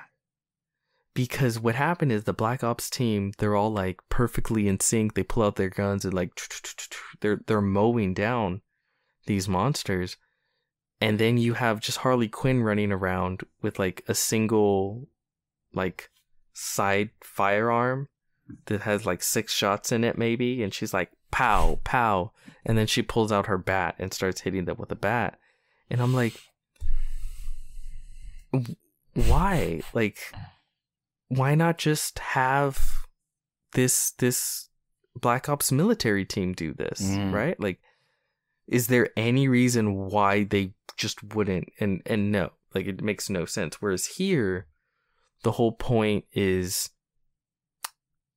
you cannot have any American government involvement, right? Like there can be no official, what do you call it? Evidence of the Americans going in and fucking around. That was always sort of the point of using supervillains for their Black Ops team, because they're like, well, if anything goes wrong, we throw them under the bus, and it's just, hey, supervillains being supervillains, right? Like going around fucking up the world. They have that plausible deniability, and here, their mission wasn't necessarily to kill Starro the Conqueror. Their mission was to destroy the records of him. So that makes more sense. And then, when they actually have to kill him, it is like, oh, fuck, like this is too big for them. But working as a team, finally at the end, they're able to actually do something, right? And that's why when they come together at the end, it's so satisfying. movie good. Yep. Movie very good. Oh, man. I think there is something to, when the Grace Randolphs of the world say, if you're not constantly teasing what's next, you're not going to drive as much conversation. I think there's truth to a lot of it because there just isn't much of that in the way of this movie. And it's just so fucking depressing because that really is like what we've been reduced to, haven't we? Well, the news cycle, right? Yeah. Like when you tease to shit, all the YouTubers that make their careers off of covering this type of news, and people have become so invested in, like they don't have videos to be like, let's break down that post-credit scene. What is this a reference to? How does this connect to the next 30 films? People have literally entire careers have sprung up around that shit. And people are just so invested. So yeah, if you don't do that, you're not gonna get as much go. And it sucks. It sucks. People, when you hear people like Grace Randolph and others criticize films in that way, they're not wrong, but it still just makes me just sad. Like, yeah, sure, this other way you're gonna get more engagement, but this film's great. Yes. Can't we just go like, hey, it's great? Like, why do we have to just keep chasing the magic dragon? Why can't we just be like, that? Stop looking for the next thing. Like, what you want to see is here. It's in the right now. Just enjoy this film and this great storytelling. But, and I also, this might be a bit dicey to discuss, but it would be your fault because you sent me the tweets before we even walked in to see the film, which was a lot of people had issues with the way Harley Quinn was characterized in the film. A lot of, in particular, female critics had issues with how she was portrayed. I can't pretend to speak to those concerns as if that's something that's ever really occurred to me. I've never for them to say that it was portrayed in a problematic way, and then to also say it's a continual problem, not just for the character, but for a lot of female characters. I can't pretend to know that I really know much about what they're talking about, and I also don't want to come across as like I don't want to invalidate what they say. If that's how they feel, that's perfectly valid. Personally, as a male who has a male gaze, I didn't see the problem at all. Yeah. I think a lot of people, especially since she kills her captor. Some pretty, like, she murders him too. But, even though I get the fact that she at one point during the movie was like, oh yeah, sure, you're great. But then she kills him, and then she escapes too in a very empowering way. Well, I guess to me, right, like, the whole point of the scene to me was like growth. Yes, absolutely. Because she was being entrapped and seduced by another terrible, evil man. And only this time, at the first sign of danger, she does the quote-unquote healthy thing, or what would be considered the healthy thing for someone like Harley Quinn, and immediately kills him, right? And to me, it's like, oh, that's awesome, right? It's sort of this little moment of growth. But I think a lot of people, again, specifically female critics, were sort of turned off by the fact that she was forced into a marriage, but they never got married. It's kind of saying she was into it the whole time kind of sounds bad. But that's kind of the point. She is very attracted to shitty men in the most extreme way possible. The Joker a literal dictator of a small government. But this time, you know, at this first sign of trouble, she fucking murders him. And it's also kind of funny, and it comes out of nowhere, and it's shocking, and it's I really enjoyed everything with her in that little subplot. But I also think it's completely fair for people to feel like I agree. I don't want to invalidate any sort of feelings people might have to that, but I did end up seeing it differently. Yeah, I think it just comes down to a personal choice there. I know in particular in a recent review in the Fantasy Fair, Alexis Moreno had a very interesting take of a scene in the movie of Black Widow where Florence Pugh was talking about how they had their uterus removed in the program and it was played off for a comical way. And I noticed that a lot of female critics actually applauded the fact that it was treated like that. How they were like very like explicit of how the process was like for them, but she had a different take where she was actually kind of put off with how dismissive and how it was played off for a joke, because as a woman, as she said, that's a very like special thing for them and everything. So different takes, right?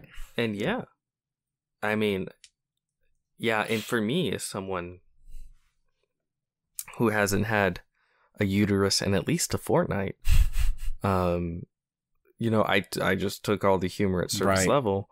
I didn't think about that, honestly. More to it than, it was funny. Mm-hmm.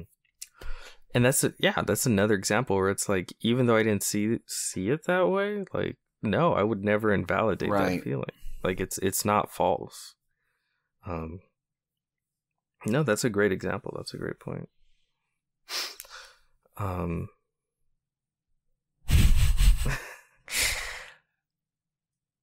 It's such a good movie.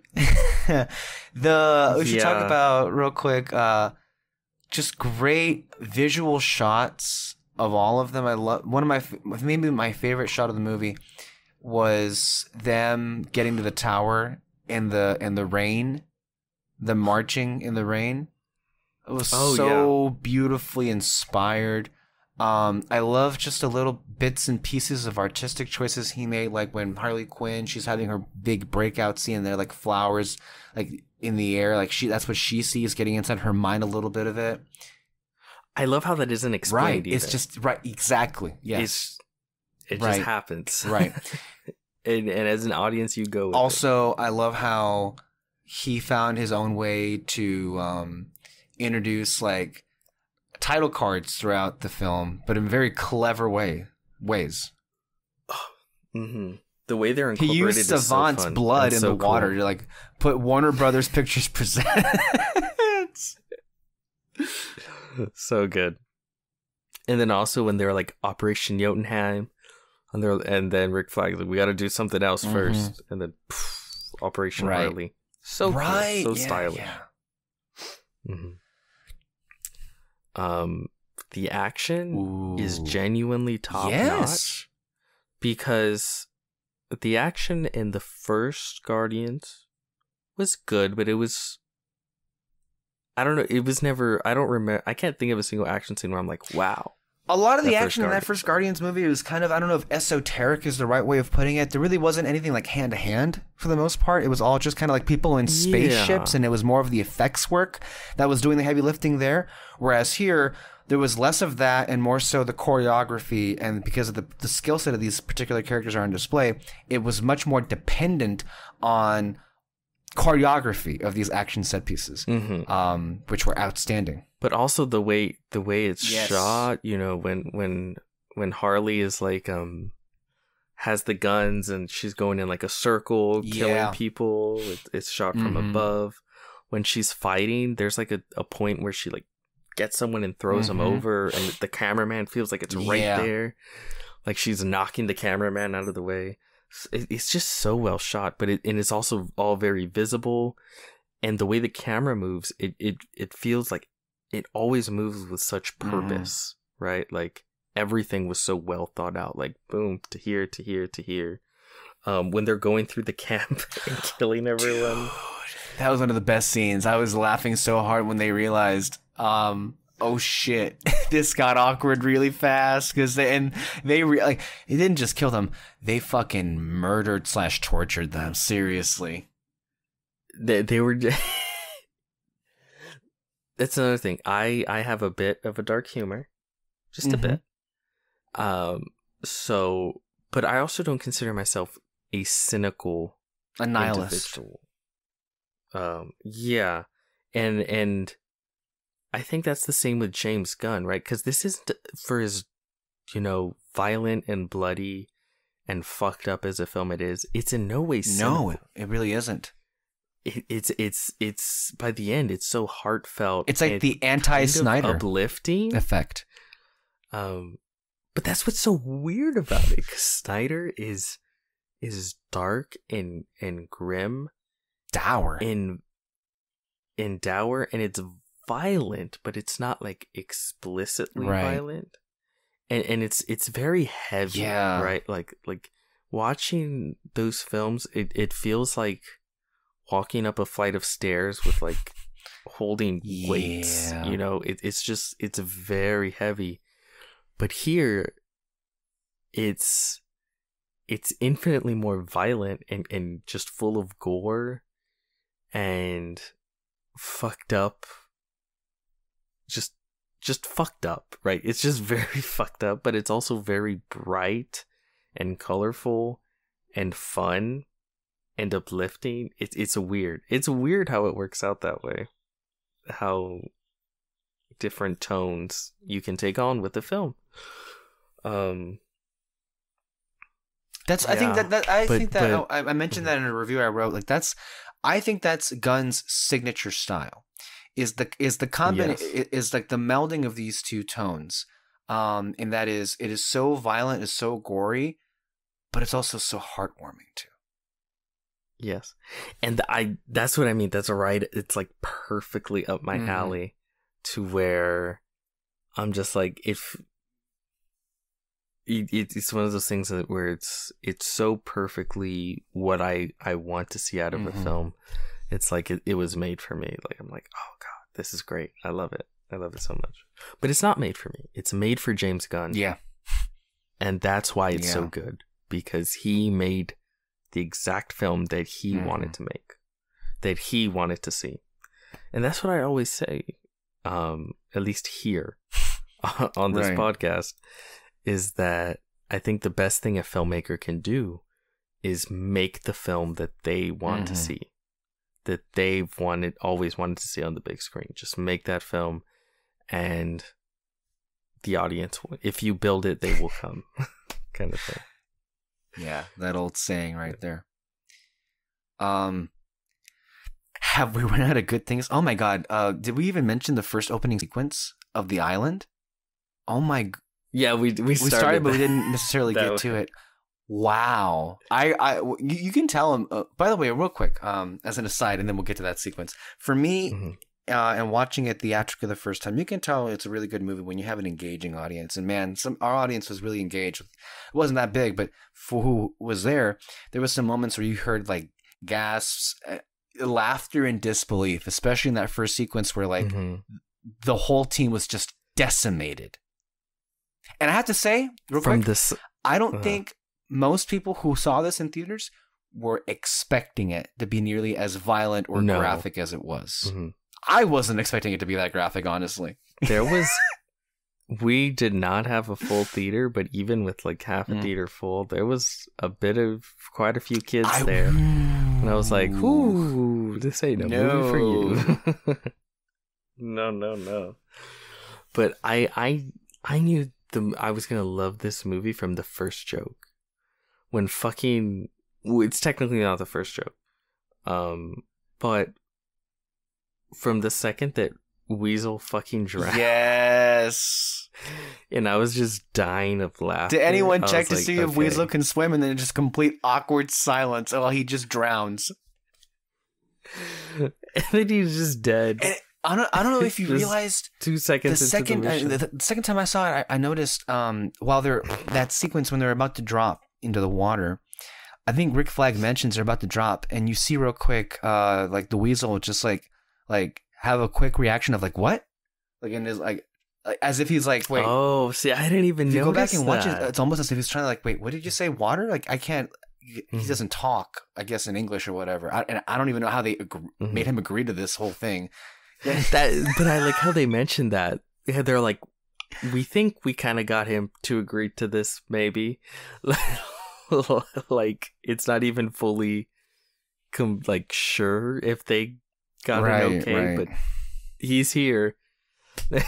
And between and then just between the perfect bookend to the film when he scurries off into the jungle.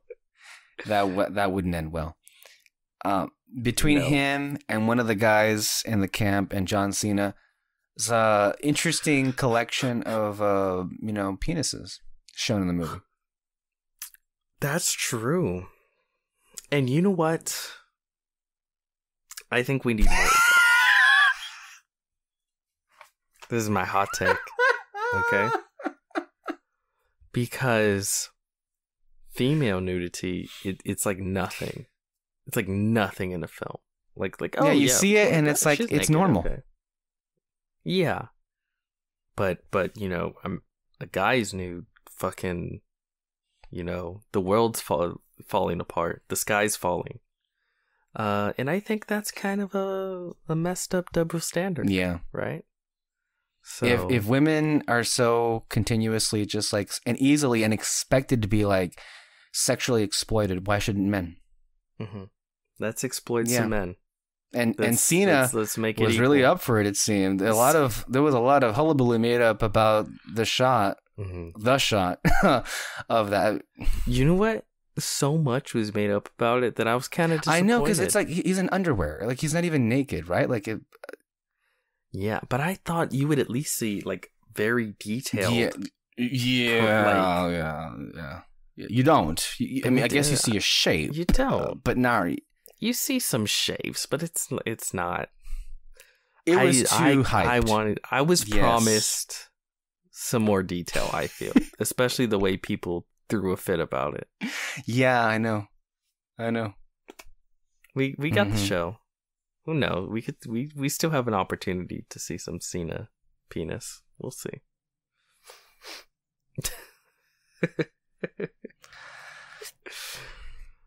Hey, that back to the first sequence though. The way they all fucking die.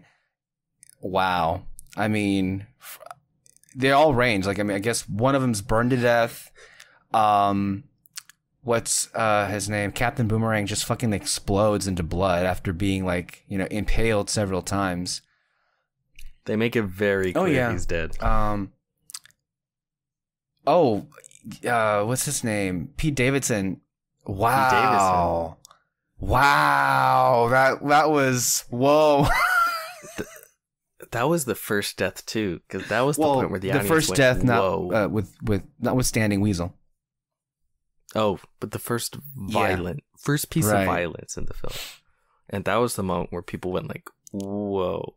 Because to me, I would have expected like gets shot in the head and like, you get the red poof in the back of the head and then falls, but this fucker just loses his face. Like there's a hole where his face should be. Like, and they make sure to show it. Yeah, and I was like, whoa. And I don't know why. I guess some people just dislike. I don't know. There is a good portion of Pete Davidson.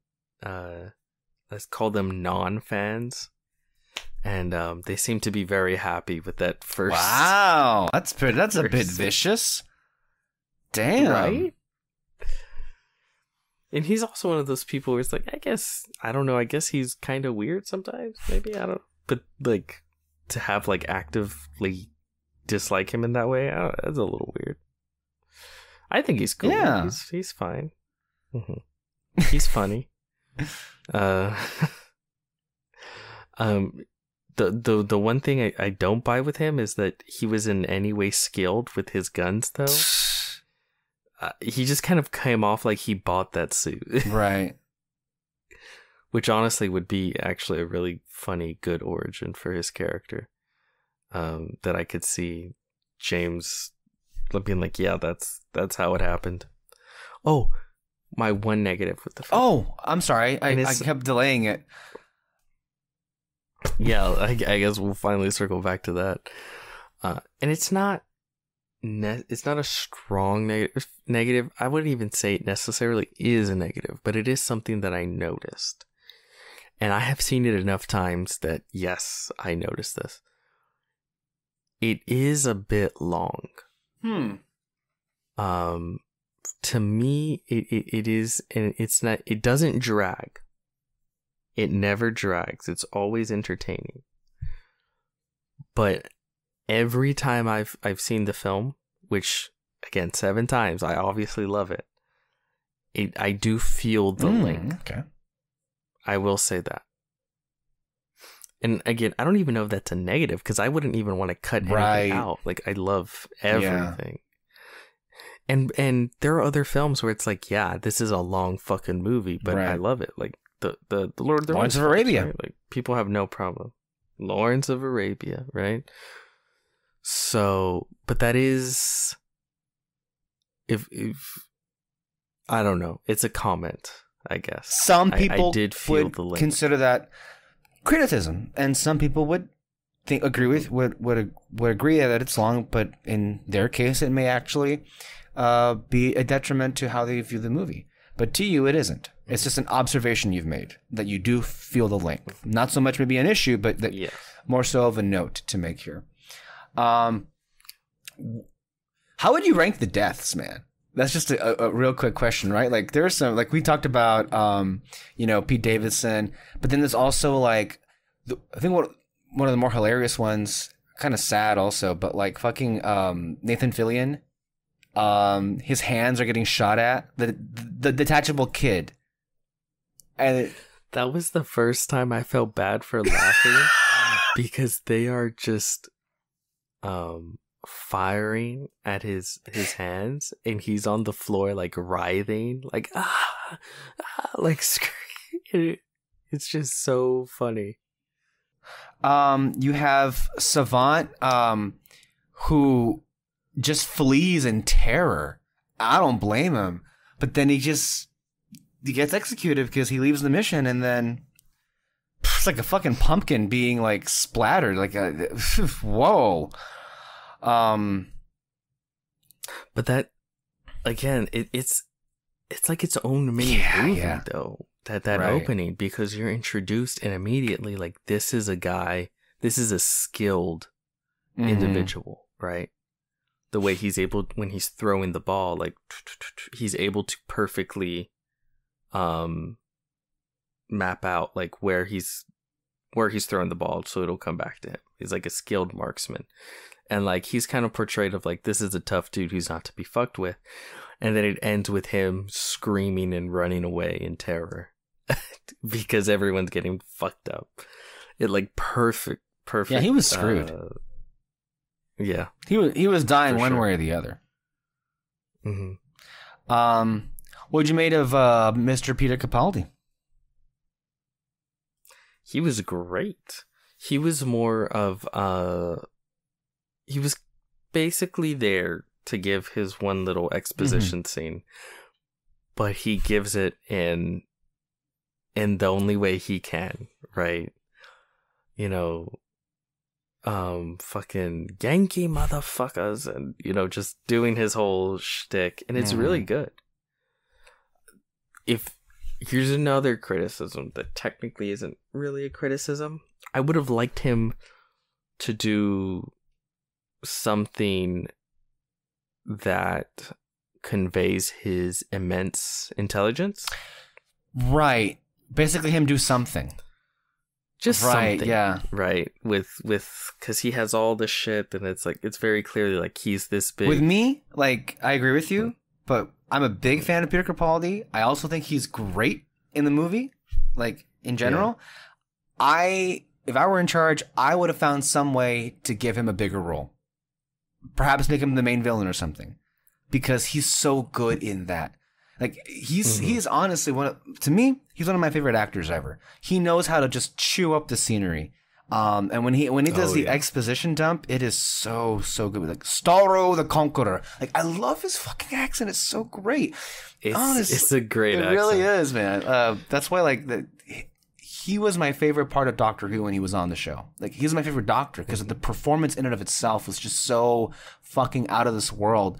And I'm glad to see him get his due in a big movie like this, standing alongside the likes of John Cena, Joel Kinnaman, Idris Elba, and Margot Robbie. It's just so great for that actor and that talent. And I hope that he gets more work like this because he's so good. Yeah. He's so good. James Gunn just has impeccable casting. Oh, God. He really does. And this is how you plus a film, right? You take a small role that you technically could give really to any actor. He's just there to be the scientist that gets captured and then gives the spiel.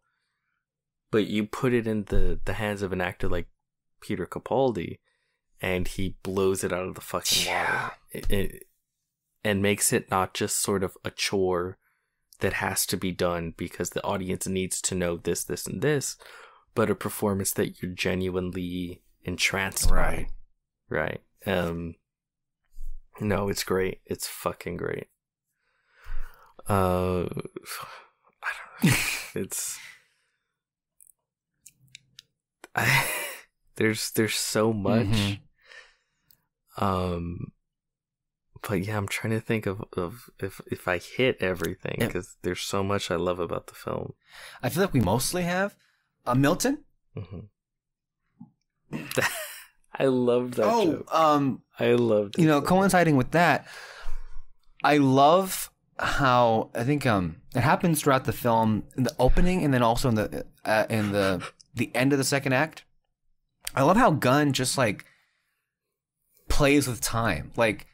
Something as like a sequence is happening, we pause as it's reaching a peak, and then we like flash back to 8 minutes earlier.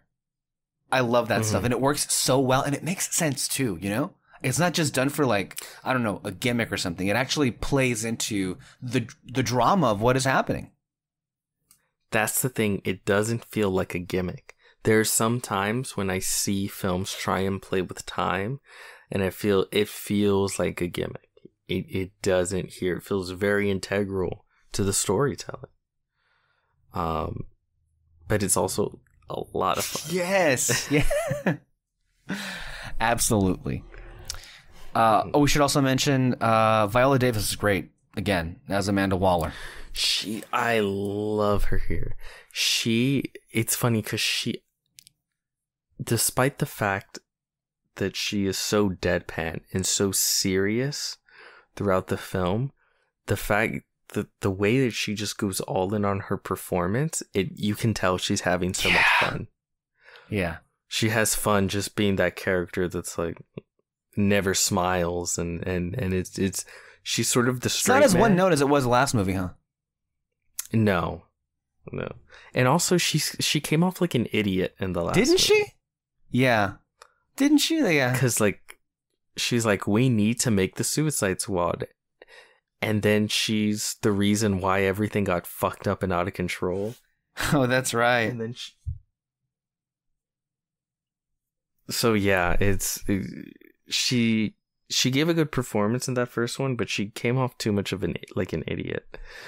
Well, that's the thing. A lot of people had an issue with this film. Real quick. They're like, it's not very... Quick. I know you want to get to that, but I want to say some of the small moments with her that I really liked was her kind of having just the look of frustration with her because she's the kind of character that is almost always serious, but to have her paired off with like when John Cena was like asking like what does polka dot man do and he shoots polka dots and just the look on her face, or also when Weasel is drowning and she just like annoyingly looks over to her like her underling and like doesn't say a word but just like looks at him, or also even in moments where she's practicing golf because she has to go play with a senator.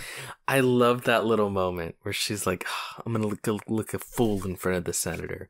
Like, she's such a fun, interesting character. Yeah. She's in this world of all these crazy caped superheroes, she's one of the top dogs. and she's just like this government worker official, right? But she's so ruthless and but she felt a bit more human in here. Hungry. She's still ruthless, but she felt a bit more human here in the sense that to what desperate lengths she went to manipulate Bloodsport. And then also with like, in the first film, she was, I think at some points, cartoonishly ruthless, where she executed her staff. Yeah, that was weird. That was really weird. Like, did they need to die? Like, she fucking executed them. She just took out a gun, like, pop, pop, pop. And they did what she was telling them to do, whereas in this movie, she was basically, like, overthrown, and she let them live. Which, I mean, well... For now. I will say, it's not explicit within the film, but the last scene with her does feel like a to be continued in the Peacemaker show. I see. As she has like the ice pack on her head and she like turns and she sees them all out there, because that little group, her control room, her control room is gonna be on the Peacemaker show. Yeah, they're gonna be sort of when it's the part of the main character, the main cast. But the moment you were talking about, which is when she gets knocked out. That's caused controversy, it seems. Yes. Because a lot of people are like, Amanda Waller would never just fucking take that shit. Right? But I also feel like Amanda Waller, and this is why I didn't like her so much in that first film, I don't like the idea of Amanda Waller picking up a gun and like doing the killing herself. Right. She's much too like, to me, that's kind of out of, not necessarily that it's out of character. I just don't like that. I think she's above that as a character. She has other people do the killing for her. She's that kind of person. She'll never get her own hands dirty, but she will manipulate the fuck out of you to clean up her messes. And I think we're gonna see those repercussions in Peacemaker. I think she sends that group on a mission that she is hoping they don't come back from. Or at least they're set up not to come back from. Like, I don't think she'll wake up and pull out a gun and just start popping fuckers in the office.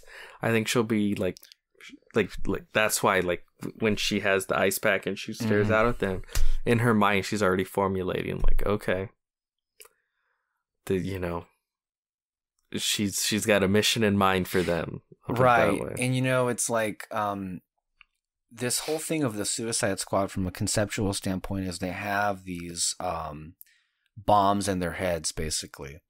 But in this film, it's actually used for great dramatic effect, as there's a big moment where the characters, again, who are villains, in this movie, they are villains, and they treat them as such. But then they decide to be heroic. And that whole instance where they're all like refusing to just stand by and let people die, and Waller really becomes the true villain there, where she threatens to kill all of them in that instant, and she gets knocked out. You use that conceptual standpoint of the bombs to dramatic effect in a way it wasn't used in the first film. But I love that moment because there was applause in our theater when that happened. And that, I think that's the mark of a film that's making you feel, and you're living in it, and you're in the suspense of it. It was such a good moment. Yes. I'm so glad you said something right now when explaining that. By the way, I agree 100% with what you said. But I can't believe I completely forgot I never brought this up. They were a team of supervillains that actually act like supervillains. Yes. Although I will say, I don't know why Ratcatcher 2 was considered villainous. They even say that in the movie, how she's even considered villainous. I like that though. Yeah. Right? Because she is a villain. Right. And I'll explain it. Because what's great about superheroes is you have a wide range of villains. You have like murderous psychopaths. And you have bank robbers. And then you have, like the lowly bank robbers who, you know, they purchased a super suit and now they're trying to make ends meet, so they're going to go steal some shit. Mm-hmm. So, and that's what's so cool about the Suicide Squad is you have the crazy evil motherfuckers, Mm-hmm. and then just the lowly bank robber that's just, you know, just robbing a bank. Not necessarily evil, but you are stealing shit, so that's technically breaking the law. So you have that wide range of type of comic book villain within the team. So, no, but yeah, I really, really loved where it's like, yes, they're actually villains. That was one of the biggest things I think I harped on. Not just with that original movie, but with a whole bunch of other movies that are, Yes. you know, played off of villains, but don't end up actually being. Like with Cruella, you'll never see it. It's not that good of a movie, but I enjoyed it for what it was. But again, you had an interesting paradigm there where Cruella is supposed to be the villain, but she's not the real Cruella. Emma Thompson is the actual, like, heartless Cruella here, and Cruella is kind of made into this anti-hero. And sure, you could say that in this instance, these villains are heroes, or they decide to be heroes for this one instance. They do something heroic. That's the distinction right there. Mm-hmm. I wouldn't necessarily say they are quote unquote Heroes. heroes, But they did something like heroic. Harley Quinn Right. will never be a superhero, Right. but she will do something heroic from time to time. And in the movie, like, she murdered somebody, but she was like, well, you know, you're going to kill kids? No.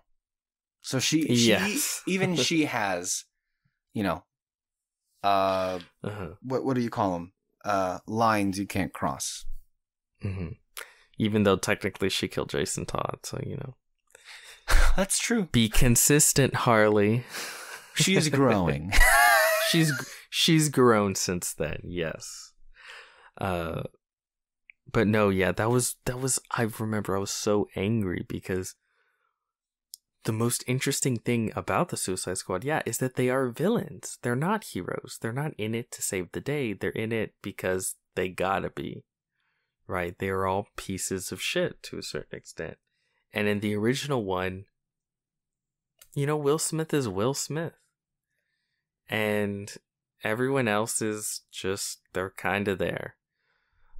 And here, it's like, no, like, fucking, again, one of the best jokes in the film is they just murder a bunch of good people. and it's, So many people die in this movie. That's not just a Suicide Squad. yeah, the whole island is a Suicide Squad. But it's not like they're broken up about it afterwards. They're just kind of like, uh-oh. Because they're bad guys. They don't give a shit. What's his name is Bloodsport's an assassin, right? Ratcatcher 2 is Peacekeeper. crying for Polka Dot Man. Yeah, for sure. And again, they do care. Right. About human life at the end. They do try and save it, but they are no Superman. They are no Batman. No. They're none of that, and that's okay. That's what makes it interesting, Right. That's what makes the characters fun. That's what makes the whole experience fun. Like with Polka Dot Man being like, I don't usually like killing people, but if I think of them as my mom, it's actually really easy. Like, so good. Real villains. Yeah. But villains you care about. Right. Characters you care about. There was one other thing. Oh, yes. Do you want to mention Rick Flag? We didn't talk about him all that much. Rick Flag, what a glow up. Right? Good for Joel Kinnaman. He deserves it, man. Yes. I like Joel Kinnaman as an actor. I do too. In everything I see him in, Everything. I feel like he's really good. Remind me, he really brings did it. we get him in... What came first? Suicide Squad in 2016 or House of Cards Season 4? I think House of Cards. Oh my God, it's been a long time since that season then. Oh, Yeah. wow. When we used to watch that show, remember how good that show was? Damn. That was a good season too, and he was great in that season. He was really good. He played White Obama.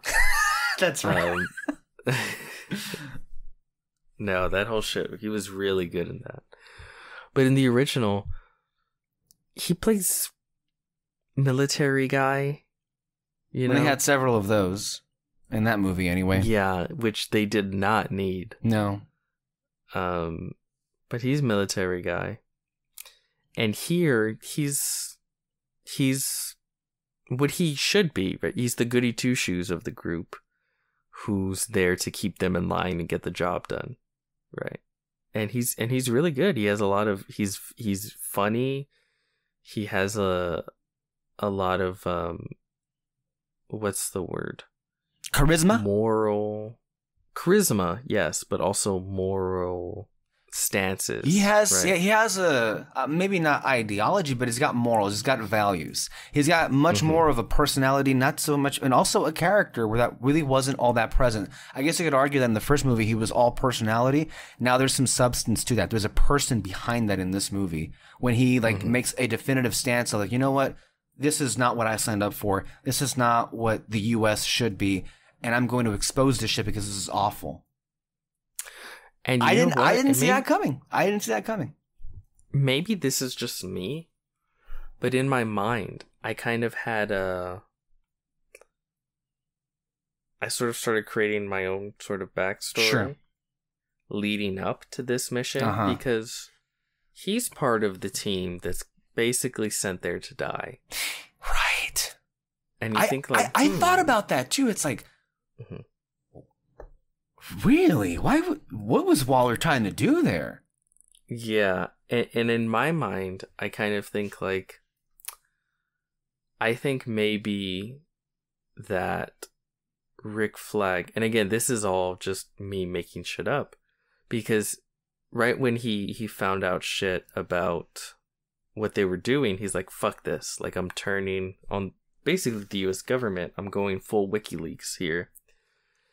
And in my mind, the last few missions that he's been on, he started to show resistance to following Waller's orders and maybe questioning her and the things they did.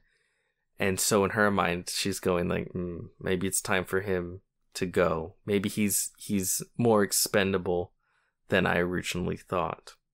And that's why she feels okay with him leading the expendable team. Especially since she goes to such great lengths to find a replacement in the form of Bloodsport.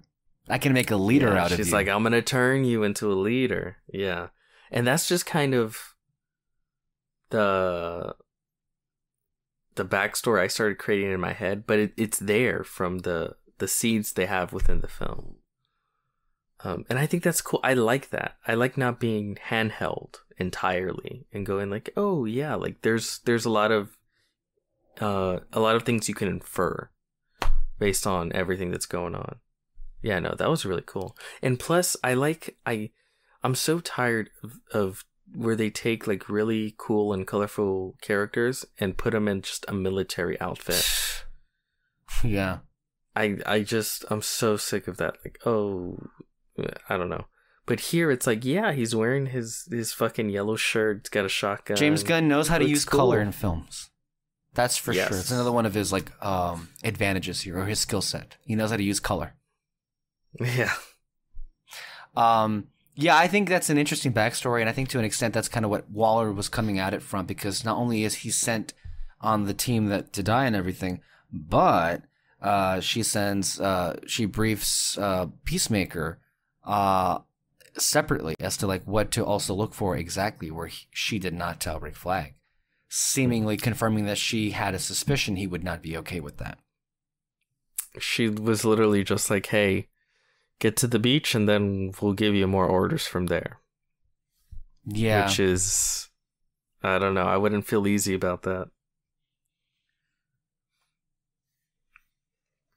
Produced by Zack Snyder. That's not true, is it? Yeah, it is. Really? Him and his wife are producers on all the DC films. Every single last one of them? That's basically just collecting a paycheck at that point. What a great business model. Isn't it? That's like saying J.J. Abrams was a producer on The Last Jedi. Okay, sure. If you want to say that. It was just to get a paycheck. You gotta check. God damn. No, man, this movie is so fucking good. Everything about it. I love it. I love it. I fucking love it. This and the movie that I told you about was my favorite so far of the year. It would be so hard to imagine that these two are not going to be in the top 5 at the end of the year. They're so fucking good. They're so great. For sure, top 5. Yeah. I thought you meant top 2. Like top 2, maybe something might 5. Kick them out. Yeah. But for sure, oh well, there's 5. still plenty of stuff to come out this year that I have high hopes for. That could definitely. Like what else? Well, there's Dune, first of all. Oh there's yeah, for Candyman. Sure. There's Halloween. But the one that I actually am really curious about is Eternals. Chloe Zhao. That one I'm really curious about because I want to see how. I don't know. There's just a lot of. I want to see a Marvel movie with some actual direction, with for a change, Not directed by James Gunn. Yeah. I'm hoping we can get another comic book movie this year that's actually director driven and has like vision behind it. And it seems based on all we've heard, it's gonna be that. Right? Yeah. I'm getting because apparently Chloe Zhao also watched Dune. Ooh, yeah, that's right. I saw those comments, and she was like, "Yeah, I liked her. I liked her comments not only because it gets me more excited for Dune, but it makes me feel like she too is trying to approach blockbuster filmmaking with, without being sucked into the factory mode that so many other directors get sucked into."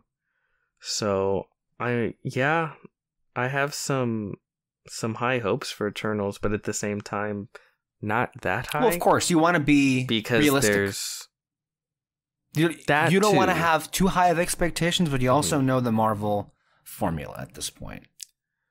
There's just so many variables exactly still up in the air. But it's a great fucking cast, is it not, for Eternals? Yeah. I forget Kit Harington's in the movie.